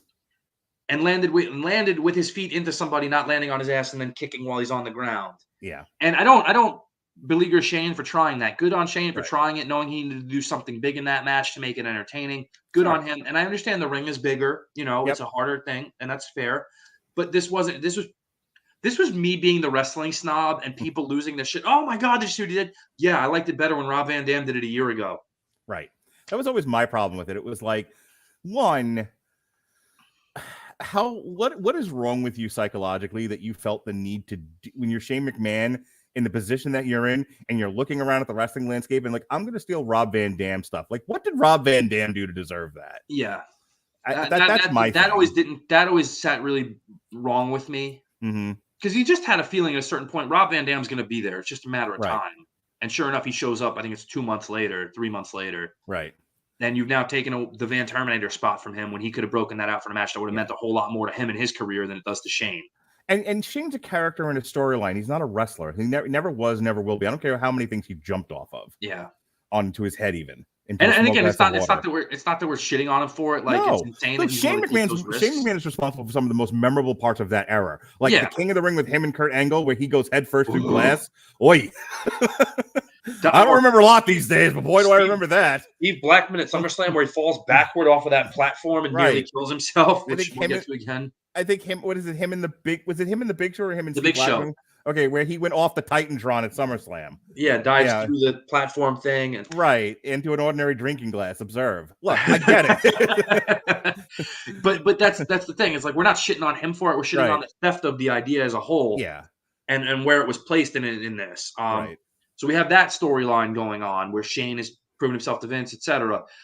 We have the catatonic Linda McMahon, the most important piece of this, who has been made to suffer the abuse at the hands of Vince over these months, flaunting his affairs and not caring, and wants a divorce. And all of a sudden, at a pivotal moment when Vince is about to massacre Shane with a garbage can, well, it got a lot of use, that can, didn't it? And he's going to hit Shane over the top of the head. Linda rises from her wheelchair in a moment where the audience is supposed to go, yeah, nobody gives a shit. She kicks Vince in the grapefruits. Who cares? Sit down, Linda. We want to see more of Trish Stratus' tits, and we want to see Shane McMahon fall off a high precipice. Yeah, like this match is everything where anybody who ego bashes the McMahons, which we can go to last episode where it was a McMahon in every corner. Yeah. It continues to this point, and like, just fuck off.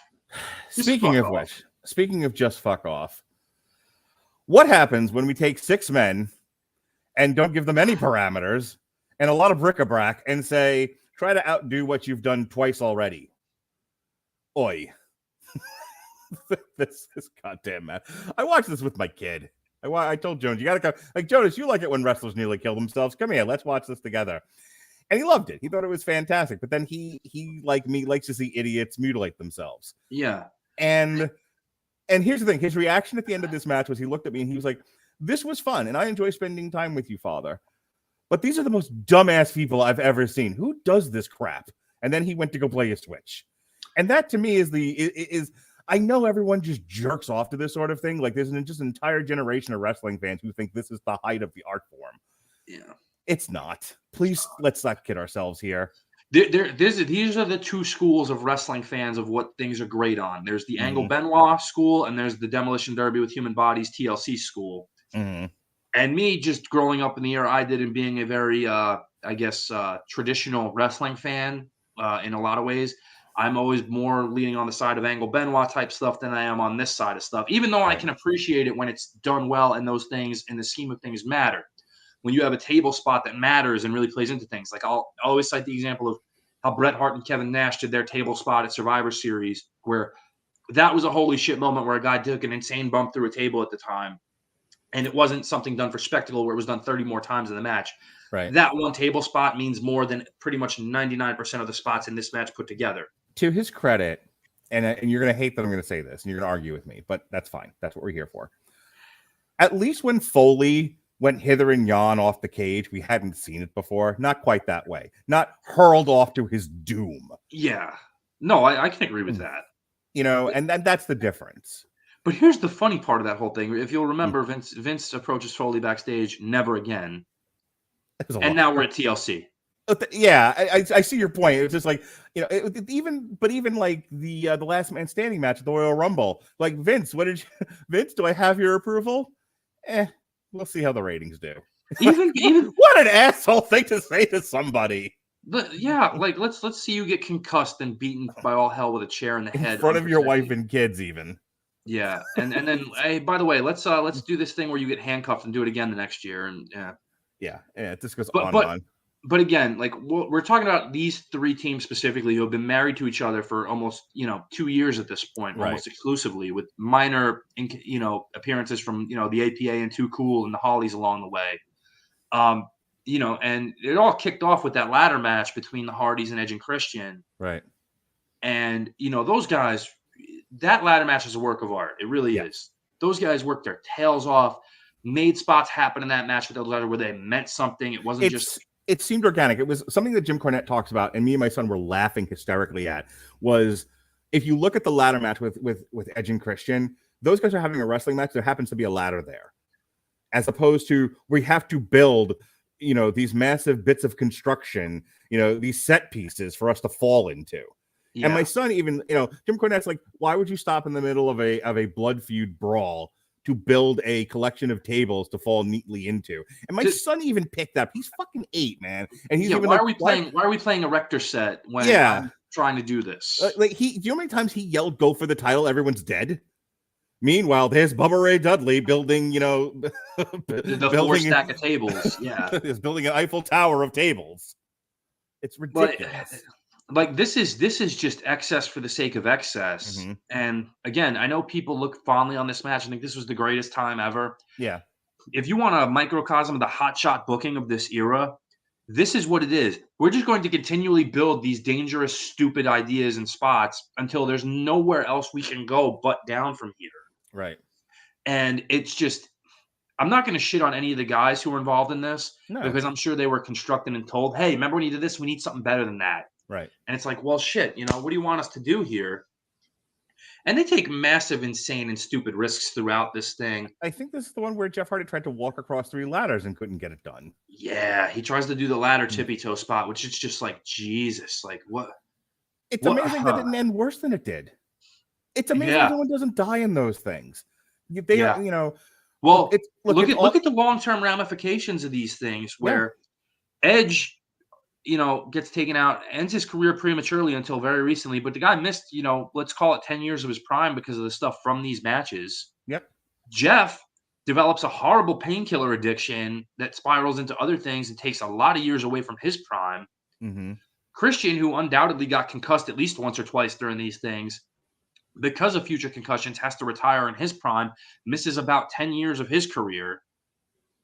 The Dudleys come out of this largely unscathed because they were not expected to take these same bumps that the other guys did. Right. But let's not act like they didn't take their share of bumps and bruises during these things and took a while to recover from, too. Well, I mean, Bubba takes the least amount of damage in any of these matches, but he's also a big fat guy, and he's giving half of them.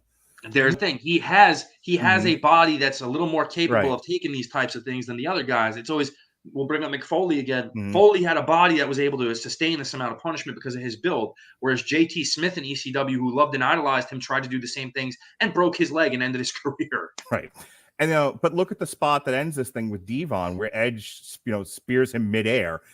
I mean, that's a hard fall to take on your back. And, and a lot of these matches are guys falling on their sides and their heads and their legs. He takes a flat back bump from a 12-foot ladder after a guy tackled him. Ouch. Poor Devon, who, again, is, not a big fat guy like Bubba Ray, but he's meaty enough that he could absorb the impact. But it's not a good day at the office.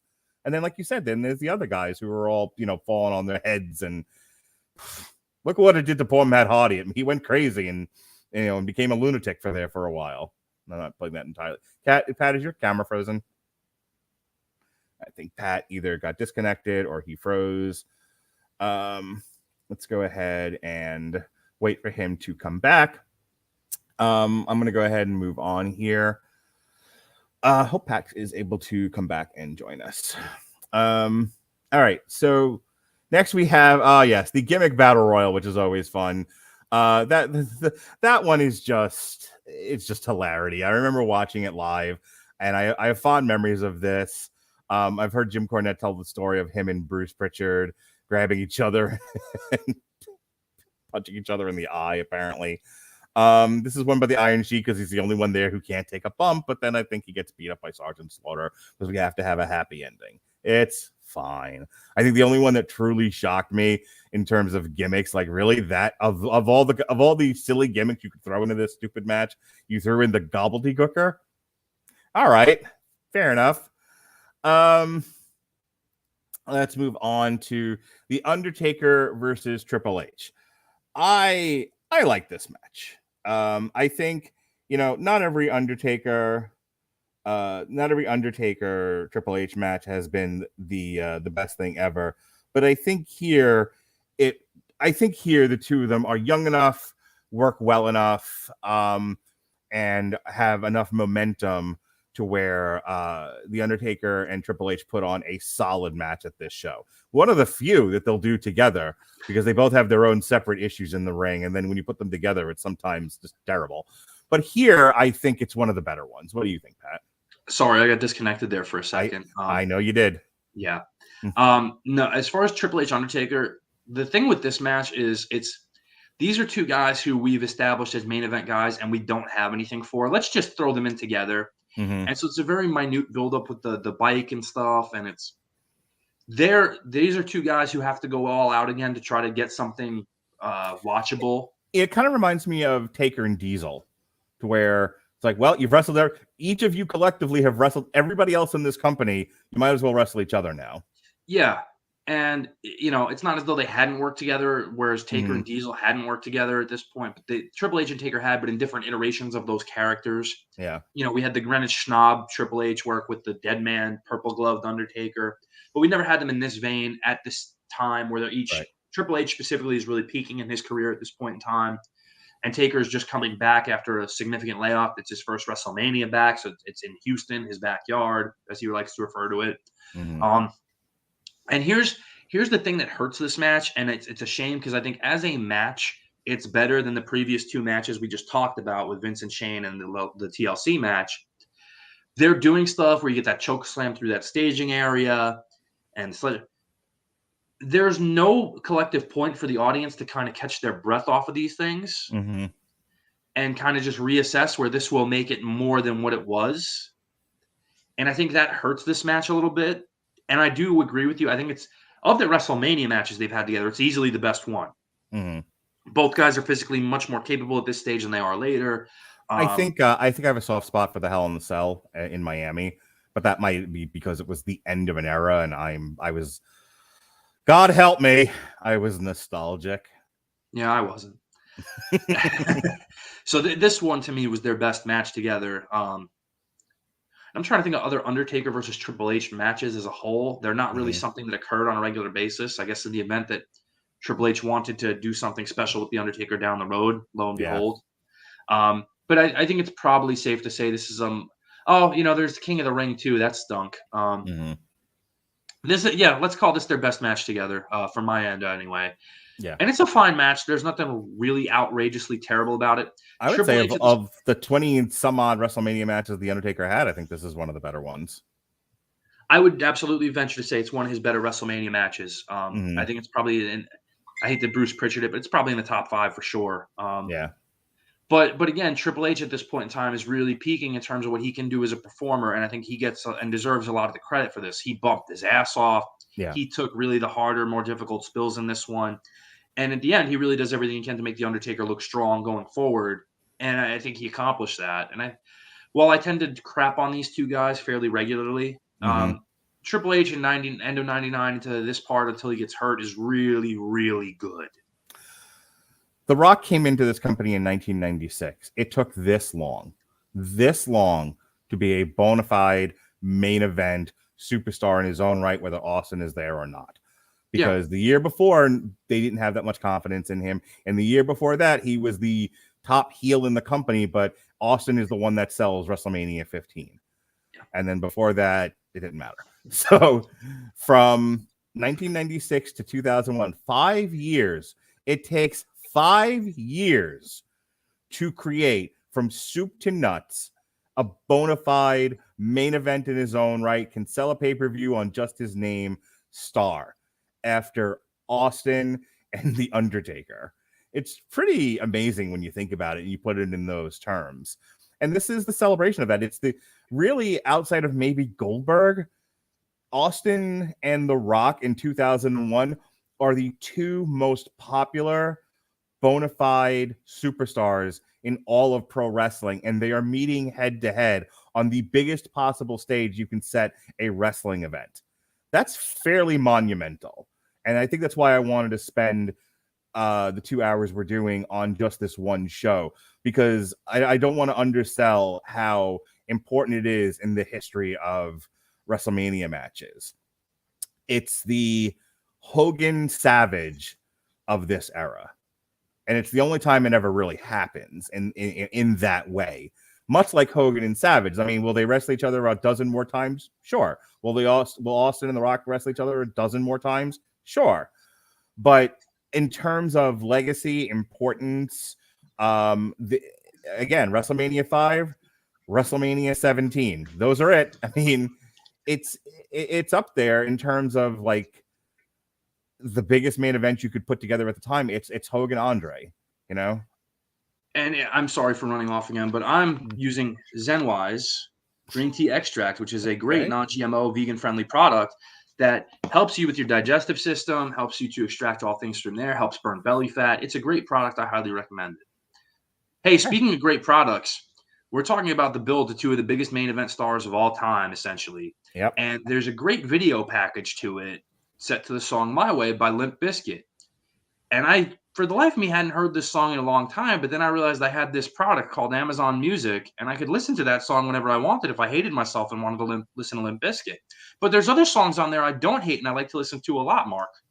That's true. There's over 70 million songs you can stream on Amazon Music Unlimited. And as it turns out, Pat, I can help you with a 30-day free trial of the Amazon Music Unlimited service. Don't you understand? What? Absolutely, sir. You can click the link in this podcast right now while you're listening to us.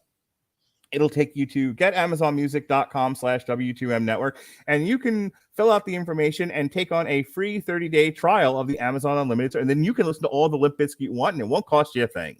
Go break stuff, everybody. That's right. Give me something to break. Enjoy some hot dog flavored water and chocolate covered starfish. Pat, my wife knows this far too well, but in case anyone doesn't understand, I do it all for the nookie. And so you can take that cookie and stick it up your But you out there cannot stick it up your but instead click the link in this podcast. Get AmazonMusic.com/W2M Network for your free 30-day trial of Amazon Music Unlimited. But I do like the comparison you made in these two guys to Hogan Savage, where Austin undeniably is the Hogan of the group. Rock is the Savage, where each guy didn't really get the opportunity in terms of Savage and The Rock to shine as a main event guy until the other guy went away for a little while. Right. And that's what happened. And I don't necessarily think it's the same in the case of, Savage proved he was just as good as Hogan in that sense. And he kept the ratings strong and kept the house shows strong and everything for at least the year he was champion. Rock didn't maintain the same numbers as Steve Austin. It didn't happen. He didn't do bad numbers by any means. Mm-hmm. And I think he was the best candidate to fill in for him. He became a pop culture presence. He did a lot of the things you need a top guy to do and grow with. But I don't think it's deniable. And revisionist history likes to say that The Rock was as big a star as Steve Austin. And it's just not the case. And we lived through this era. We were here through it. We followed it pretty religiously through the entire time. There was never a point in time where The Rock was an equal to Steve Austin in terms of the star power. It just wasn't. There's always an A side and a B side to your top guys generally. You have your Bruno and your Pedro, your Hogan and your Savage, your Austin and your Rock. And there's always an A side and a B side to those guys. Mm-hmm. And that's not knocking them. There's a million guys who would love to be the B side to that. Triple H would have loved to be the B side. The Undertaker would love to be the B side, but they're not. The Rock was. Yeah. So that brings us to this match. This is less a wrestling match and more of an action movie. I also think the one thing that I think works against this WrestleMania is a little too long. And then on top, and then when you have not one, but two, but three or four. Dukes, wait a minute, Mark. Before we get here, we didn't talk about my favorite match of the show. Oh, I did. You may have been off the air. You're talking about the gimmick battle royal. I didn't get to expound my love and virtues of the gimmick battle royal. Please take a moment and do that. So what we had here was an idea to bring back some of the most familiar, beloved faces of the past and have them engage in a battle royal hosted and commentated over by Gene Okerlund and Bobby the Brain Heenan. That's truly the delight of this entire show. Honestly, this show was dragging for me. Even as a viewer, a loyal viewer in the 8th grade watching this show, all my friends are into it. We're all watching it. And I'm just kind of sitting here like, meh. I hear Tutti Frutti come up, and I see Mean Gene and Bobby make their way down to the ring to call the action for the gimmick battle royal. And I'm just freaking out, overjoyed. Because it's not just Mean Gene and Bobby. And we had just seen Mean Gene and Bobby in WCW the year prior. But we're seeing them in the WWF. And they couldn't have been happier. They loved it. Yeah. They're calling a match with guys who I heard them call matches with 10 years ago with names like Earthquake, Sergeant Slaughter, the Iron Sheik, Hillbilly Jim. And the two of them together, they have no loss of chemistry between them as they call the action. Yep. It's hilarious. I mean, and here's the thing. If you're having fun, the audience has fun with you. And Bobby Heenan and Gene Okerlund were like glowing. They were just so happy to be there. And look, I'm sure they have individually and collectively have had their problems with the WWE. Who hasn't? The big company with a storied history. They really didn't, though. And that's the whole thing. They didn't leave on bad terms by any means when they left. And I think that's part of the big thing of why they were so happy to be back is they were there. They loved it while they were there. They went to the other company in WCW, and especially towards the end, they were just so maligned and broken down and not caring about what went on because it wasn't fun for them anymore. Right. Now they're back, and probably even more so than negotiate. When they actually get there the day of and they see the faces and they see the crowd, and there's that feeling in them like, hey, we're back where we belong for a night, and let's ride this thing for all it's worth. No, I agree with you, and I'll take your word for it. They probably didn't have a major issue with the company. I think what I was more saying was to be in the WWE, especially when it was the traveling roadshow that it used to be. Hey, look, it's going to break anyone down. Yeah. But to go away and come back and feel like, I'm home again, and to just do the one match and have so much fun with it, like that's my point. It came through, even 20 some odd years later, it came through the screen how much fun they're having. And I loved it that much more for that reason. Also, Bobby the Brain Heenan, the line of the night. God rest his soul, is the funniest man in the history of wrestling. He has the line of the night that everybody remembers from this show, and it's in the gimmick battle royal. This is the one line that everybody always remembers, and when they hear it, they all pop still, even if they don't remember it. By the time the Iron Sheik gets to the ring, it'll be WrestleMania 38. And here we are. All right, so back to Austin Rock. Do we have to? I think we just hit the high notes. And well, we're literally at 2 hours, so I don't think I'm going to spend that much time on this. Here's what I'm going to tell you. I talk a lot on Damn You Hollywood with Robert about, we talked about this with Uncharted, which is a dandy little movie if you don't think about it at all.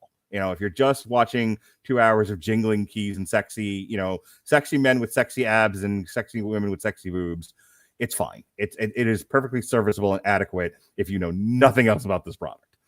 And that's kind of what The Rock and Austin felt like to me.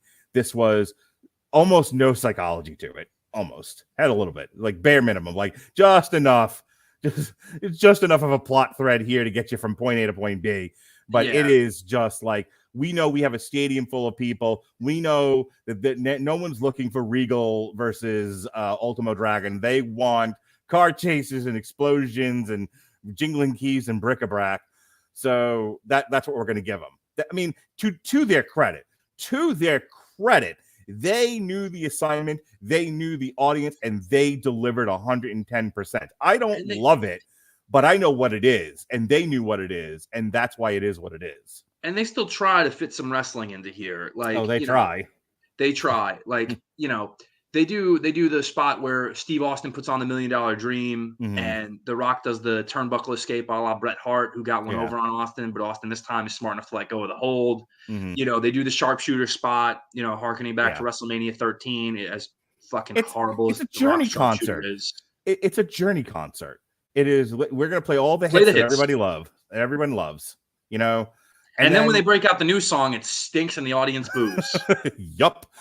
That would be the finish of this match, guys. Yeah. So, look, there were two things I wanted to touch on really quick. And one of them is the 87 different false finishes in this match, because it has become ingrained in the culture now. This, like, everyone goes back to this, like, oh my God, how great Austin and Rock and at WrestleMania 17 is for the 906 false finishes and doing each other's moves that now everybody does. Yeah. Like if someone says you have to put on a 4-star match, okay, I'm going to do everything Austin and The Rock did. Except that when it's done 100 times by everybody wrestling from a gym to a stadium, it might lose just a little bit of its effect. And I didn't love the effect of it here. I didn't love it as an active viewer at the time, even because I think it went too far overboard at the time. No, it goes ridiculous. Thelma and Louise is pretty badly. But that's me through the eyes of, a 14-year-old boy at the time who this is pretty much geared towards. Like, this is supposed to be everything you want. And I'm watching it. And granted, I'm probably a bigger 14-year-old wrestling nerd than most at the time. But even I'm like, okay, enough's enough already with this. Yeah. Like, where are we going with this? Okay, kick out of a stunner, kick out of a rock bottom, kick out of the people's elbow. Like, come on. So the other thing is, and if we didn't get enough Vince. Well, yeah, I mean, this is, again, look, so you're sitting there and you're watching porn, and it's fantastic, and it's all the positions you like, and it's the girls you like and the boys you like, and it's all fantastic. And then at the end, one of them just cuts the other one's head off, and you're like, wait, what? What happened here? I was watching one thing, and then this happened. Turned into a National Geographic documentary on praying mantises. Yeah, like I don't. What? And that is Austin, who, after an 87-year feud with Vince McMahon, who said, "I don't want you as champion, you bald redneck nonsense person," says, for no good reason, turns his back on The Rock, and they join forces. Yeah. And when you listen to them talk about it in interviews, like, we had to do something with Austin. Did you? had we run that train too far? I mean, you couldn't get another year out of him, or we couldn't build towards this in some way that made any kind of logical sense. There was nobody else we could involve him with and do something different with. There was nothing we could think of at the time. Nothing. Yeah. This is... what a canary in the coal mine moment. I'll also laugh at this. The color Austin gets in this match is somewhat reminiscent of Bret, where he's just got that full face of blood. Yeah. The Rock gets juiced too early, but where he cuts himself is right up on his then very receding hairline, and it bleeds a little bit, doesn't bleed a lot. And the reason being is because he's about to film The Scorpion King, and you can't have no scar tissue on a Hollywood man. You could have fucking been a Man Rock and taken some Advil or some Jack Daniels before this, so you really would have bled out more. But what do I know? So the point being that I am with the people who say WrestleMania 17 is, if not in the top 5, at least in the top 10. It's a solid show from beginning to end. It is definitely the height of what was going on in the era. It has a legacy of which we've been talking the past 2 hours about. All of that is true. Ruined at the end by this ending. Just utterly, this is the ill get off me at the end of good sex moment. It is just awful. I can't stand it. See, and again, we've talked about this a little bit. Mm-hmm. I don't like the Attitude Era. Yeah. I don't. I didn't like a lot of it, what was going on, because you had 3 to 4 minute TV matches at most, Mm-hmm. and a lot of car crash shit that you knew eventually, like, how can they top this? It's just going to keep going cyclical on this until it stops. And this show is the very definition of that whole era put into one show, where, you know, let's get everybody on the show on, let's get everybody doing something. Everybody needs to be hit with a chair or a fire extinguisher or dive through a table onto the floor off of a ladder. And we need constant McMahon interference, I'll call it. And we need a little bit of blood. And we'll give you one really great wrestling match on it, maybe 2. Mm-hmm. And that's why I hate this era. And this show is the end of that. And it's funny. And I wanted to bring this up and personalize a little bit. So I'm in the 8th grade at the time. You know, you're getting ready to go to high school and all that stuff. This show was pretty much the end of fandom for 90% of the people I knew who watched wrestling. I could see that. They like, afterward, nobody really gave a shit for a long time, because it was just like, okay, well, that happened, and now what are we watching? And it was, you know, the next few months until the invasion technically starts are not really great television, because they're spinning their wheels at what to do. You have, you know, paranoid, psychotic Steve Austin, the 2-man power trip thing, which they never really get any kind of comeuppance in any meaningful way until it's way too late. You have the Undertaker and Kane as your de facto 1 and 2 baby faces. And it's like, you know, I like Kane. The Undertaker can go fucking take a leap. And it's just, the writing is very bland. The action is terrible unless you're involving Angle Benoit or the Hardys and Edge and Christian and Dudley's trying to kill each other with various plunder.